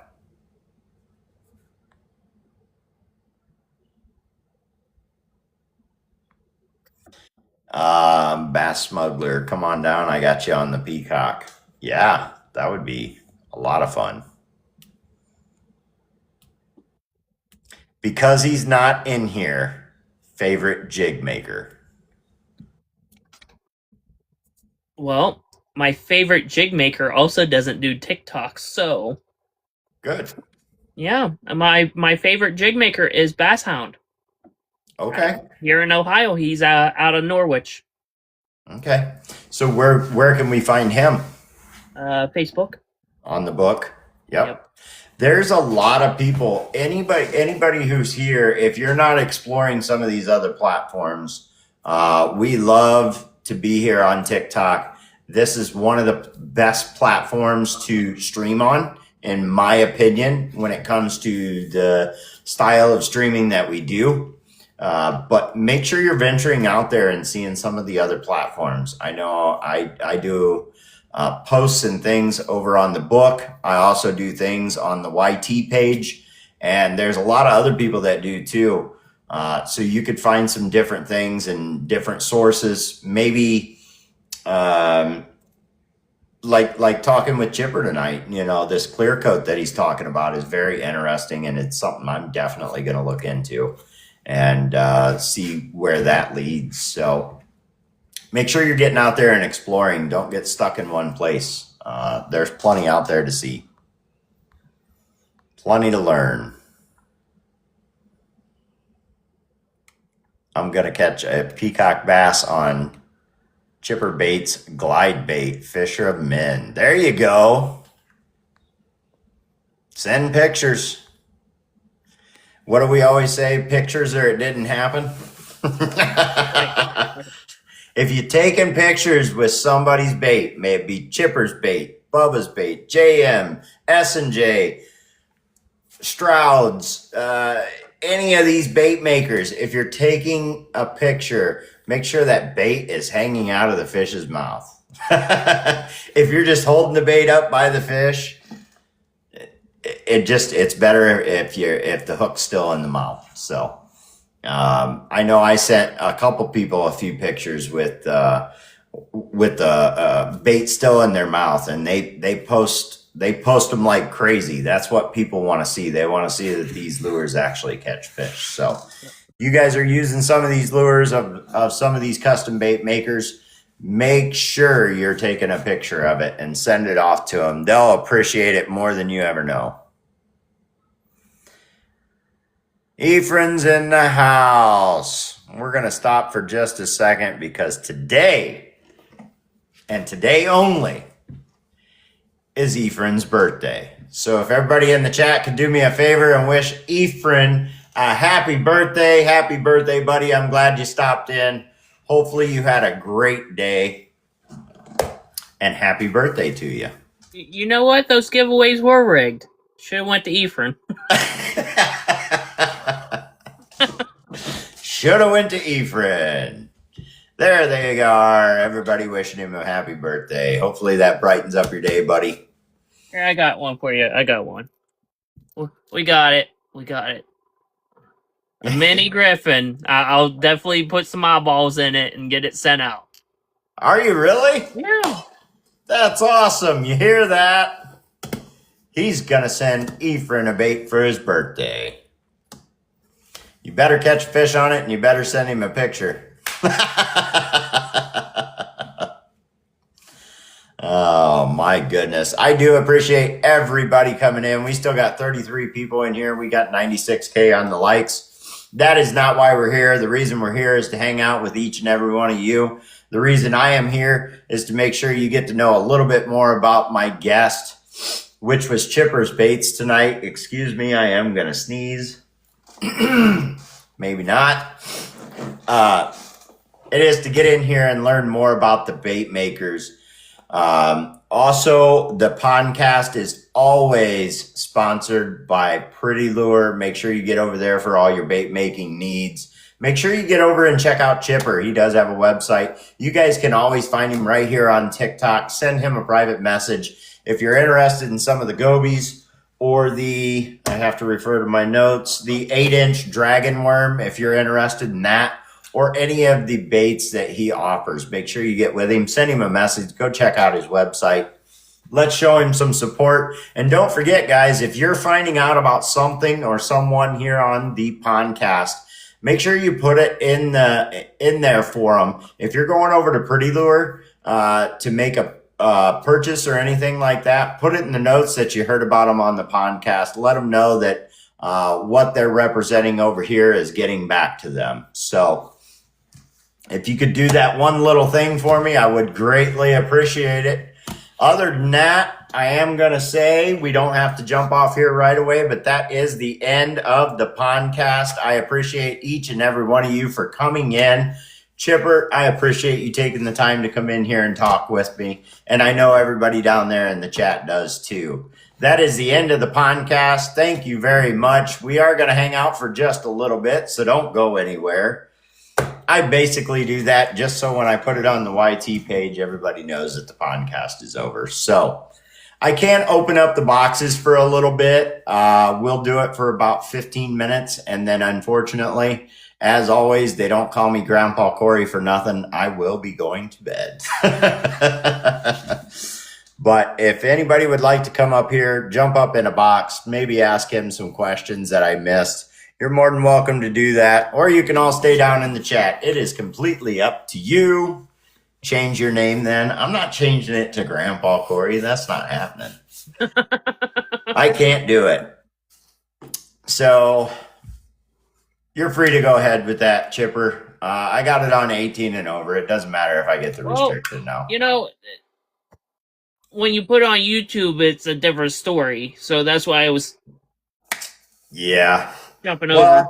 I don't even know that it matters over on YouTube. I have definitely posted them with it in there before, and I haven't gotten in any trouble yet. So how did you get the name Uncle Corey? How did I get the name Uncle Corey? That is a very long, short story. We'll make it short. So I have had a John boat in my front yard ever since I got my bass tracker, and I have been trying to sell that thing. So we were on a live one night, and I said, you know what? If this thing doesn't sell, I'm just going to give it to my nephew or my niece or something like that. And from that day forth, Bubba, S&J, and everybody else was like, oh, well, how's it going, Uncle Corey? As in, you can give the boat to me. So the name Uncle Corey came up from that, because from that point on, everybody wanted to be my niece or nephew. So, and if you're wondering, yes, the boat is still in the front yard. It's ready to go. Anybody who's interested. Let's sell a boat tonight right here on the podcast. That would be amazing, actually. It's been there for a couple years. It is an aluminum boat. I do take care of it, make sure it's drained out. But it needs to go. How much depends on how much of the stuff you want with it. If you want just the boat itself, which comes with a trailer, well, you put me on the spot. I don't know. Just the way it sets in the yard right now, 13. And it can go. If you want all the extras with it, $10K for it. $10K is not what I told you. Peking was the last one interested in it. He knows some of the prices I told him. So it can come with a lot of extras. I got a foot control trolling motor. I got a whole floor that can go in it. I do have a 4-horse Johnson that can go on the back. I also have a 30-pound rear-facing trolling motor. So if you go on those lakes that are electric only, you can pull off the 4-horse Johnson. You can use that little 30-pound on the back so you can still power load the boat when you're all done. Other than that, I have a 55-pound Minn Kota that goes on the front. Get him, JM. Send you pics later.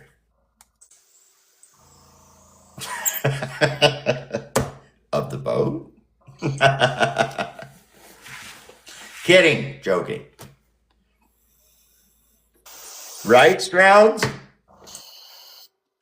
Strouds was right there with me. Of the boat, Grandpa. All right. I have the pictures ready and available. But yes, that is how I got the name Uncle Corey's. And then we just put the custom lures with it. So, because like I said, when I first started on here, it was just me. I was just a buyer. I didn't make baits or do anything like that. And a lot of the guys I still hang out with today are the ones that got me started. S&J was just on the podcast last week. Bubba is coming up. We are going to get him scheduled. You hear me? You are going to get scheduled to be on here. About time. Well, he's been dealing with all this snow, and I completely understand what he's saying. He said, I don't want to say I'll be on, and then I get called out to go plow snow, because he's got to take care of family first. So, wait a minute. Bubba commented. He said, I don't know. Snow never stops here. Chipper, what was the name of the other soft plastic you showed and not the cricket? The Paratrooper. This one? With the double tail? Yep, probably. You know who really buys these a lot? Who? Swamp Rooster character down south. And that's a good indication that you should probably grab them up. There's, not just good bait makers on here, guys. These are good fishermen too. Some of them are tournament fishermen. Some of them do really well in the tournaments. So pay attention to what they're doing. Swamp Rooster, one of them. Swamp Rooster's a good fisherman. Don't ever tell him I said that. Hopefully he's not in here. I bet he's in here. I know he's in here. But there's a lot of good fishermen too. Just like we were saying earlier, does he prefer the rivers or the lakes? A lot of these guys can fish both. Some of them only fish lakes, some only rivers. But they know what baits will work where. So Swamp is not here. He must be out. Well, they got some bad weather down that way, and he is kind of an emergency. I don't know if he runs a flatbed or what he does exactly, but he might be out working. Yeah, he might be.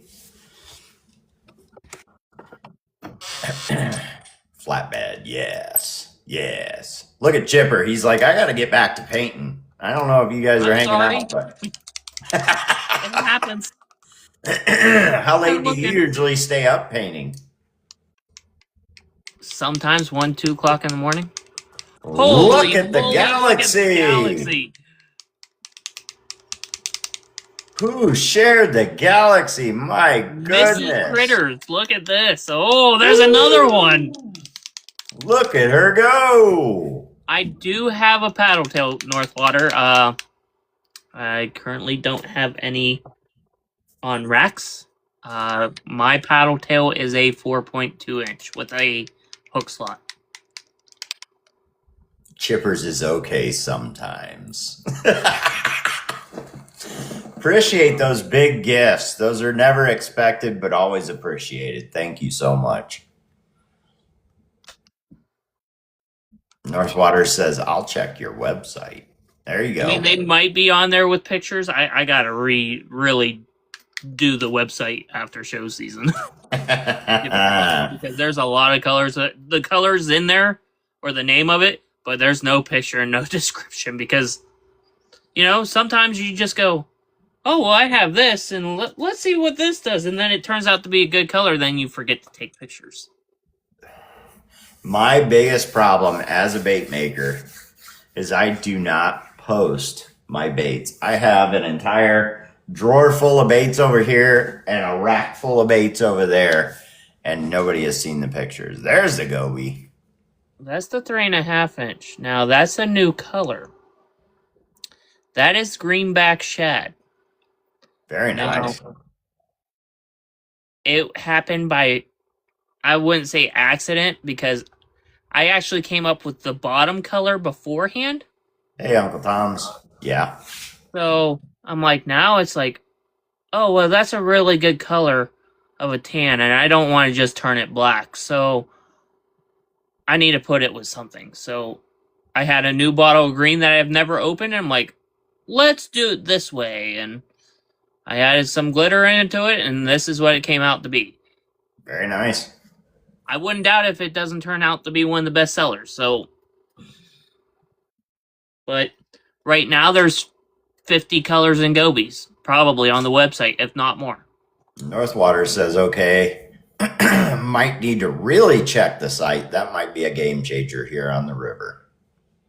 Oh no, wait. What, the greenback shed or the 3.5 inch goby being? Okay, 3.5, 5 inch. A little bit of a difference. A little bit. Definitely more of a drop shot trailer on the 3.5, 5 inch swim bait head, Texas rigs, Carolina rigs. And you said you put the 3.5 on your chatterbait. Yes. Mm-hmm. Good to know. Well, that's the thing. And in the spring, I'm throwing this one on the back end of my chatterbait. Mm-hmm.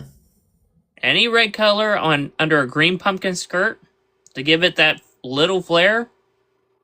Bass here in Ohio, for some reason, red in the spring, they just kill them. Well, maybe I'll have to give the red a shot this year. I usually start with a black and blue, and then I end up in the white, pure white skirt, white trailer, and they smash it. I also use the brown with green colored trailers or brown. There have been tournaments won on stuff that doesn't live in these waters, Northwaters says. And he fishes the rivers, guys. And that's the thing with the gobies. It's one of those baits that these fish have never seen before, so they're going to bite it out of curiosity. Yep. I mean, all these small strip ponds I have fished from shore, they've never seen a goby. Yep. So they're going to bite it because they've never seen it. 100%.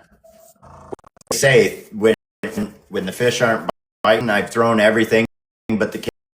There's your kitchen sink. Go ahead and throw that one too. Speaking of which, I mean, there's a guy in here that bought gobies that there is no way a goby lives in his waters. Sea Klein. Ask Sea Klein what his personal best on a goby is. Well, I think he's in here. If you're in here, C. Klein, what's your personal best on the goby? Holly said, take my money. She didn't, but. So Northwaters is saying, take her money. 6-8 on the Gobi. Wow. That's good. Sea Klein is in New Mexico, I do believe. New Mexico. Yep.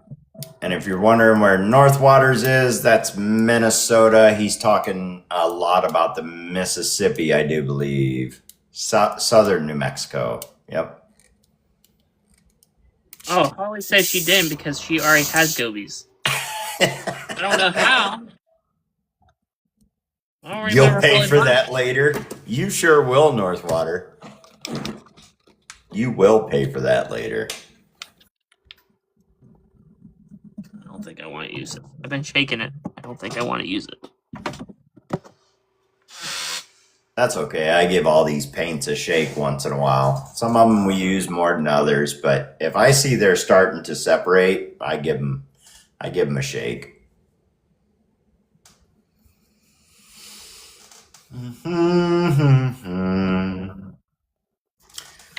Well, guys, the way I've been doing the end of the podcast is the guest of the night. I always ask him first if he would like to start a live that everybody can go over and join. If he does not want to start a live, we will find somebody who does.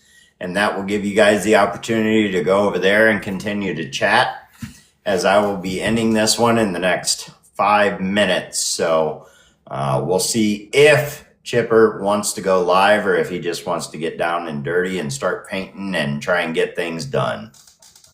I can go start one on my page. There you go. You never know. A lot of these people might have more questions for you. You might be able to get some of them hooked up with some of your baits. I know you're preparing a lot for the show, but don't forget, guys, if you want to see Chipper Baits in person, you'd like to go grab some of his baits. He will be at the JDM show. That's March 13th through the 15th, and it is over right by Youngstown, correct? Akron. Akron. So just below Cleveland over there in Akron, Ohio. You can go up there. You can see him and Critters and tons of other bait makers over there. So if you're anywhere in that area, make sure you get over there and don't just claim you've been there, Peking. Actually go. Right, actually talk to people. Walk off and go take pictures with J-Bro. Which Yeah. will be there. He said he's wearing hot pink this year. We need to put a flag on him. Put one of them big long flags like they use out in the dunes for all the four-wheelers. Right. Have him put Peking on it. Yep. You're wearing a shirt saying Uncle Corey's I'm here.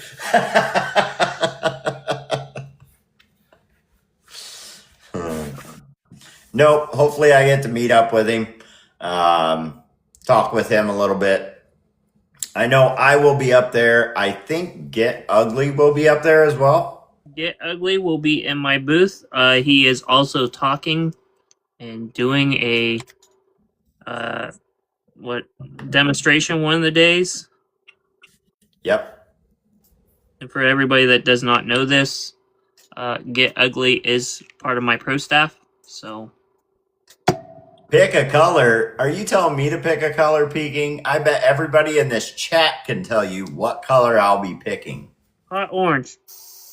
Orange. Fluorescent orange. I do have some baits for Peking. I'm sure I'm going to mail those out.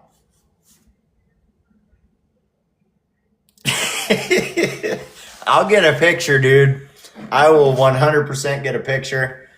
I'm going to be wearing my shirt. Hopefully it's warm enough we're not wearing jackets in there. I know for quite a bit of the Columbus show, everybody was in jackets and hoodies. As more people showed up, it got a lot warmer in there. But Pretty Lures was nice enough to send me this Support Your Local Bait Makers shirt.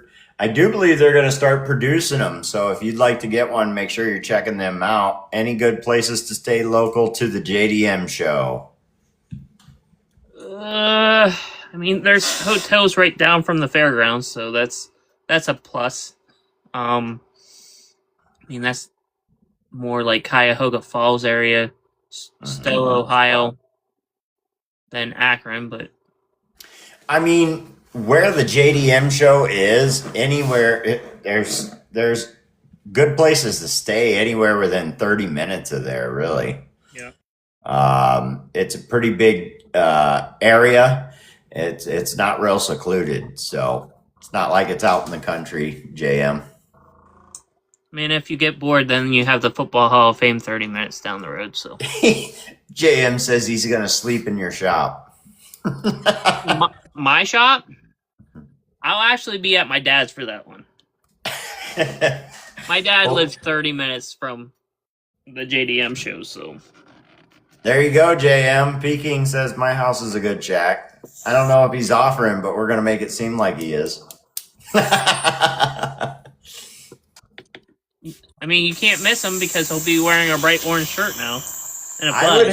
I would have to say that would be completely awesome if JM shows up. I'll tell you what, the guy who goes fishing with me all the time, his name's Dan. Dan also goes with me to these shows because he likes to go there and pick up baits. But he doesn't know anybody like I do. And I feel like kind of a jerk because I'm there like it's a school reunion, talking with everybody and snapping pictures and just BSing. And I feel like he's just standing there like, come on, are we going to look at this stuff or what? It's like, no, I'm going to hang out. This is why I came here. Right. Peking says he's only 35 minutes away.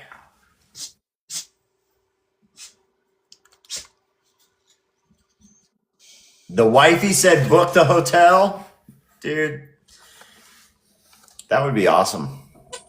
Get to meet you guys, hang out with you.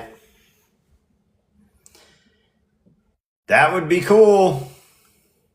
It's a long drive for him, though. I mean, he's clear up there by Bubba, so that's like That's him basically coming clear across 80. I would say he's right in that 10, 11 hour. No way. 6.5 hours? Really? Yeah. I thought it was longer. That's not too bad.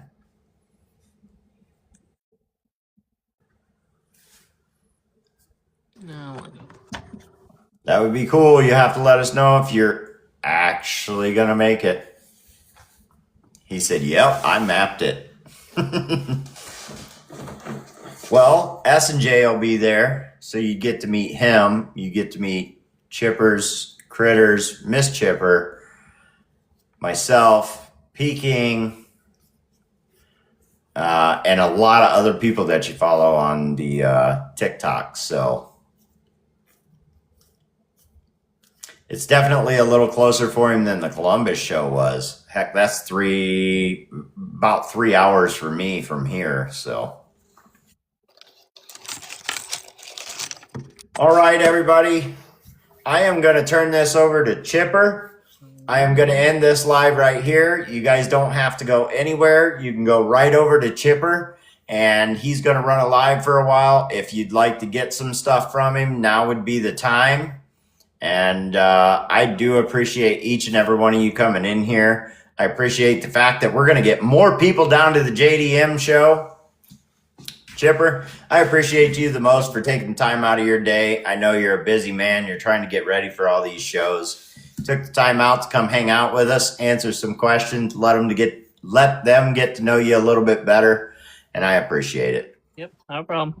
All right. Y'all have a good night and go over and join Chippers Live. I will see you all next Tuesday, where we will have Brasher as the new guest. Brasher will be on the podcast next week, and I will send out a post to let you all know. Thanks again. Have a good night. See ya.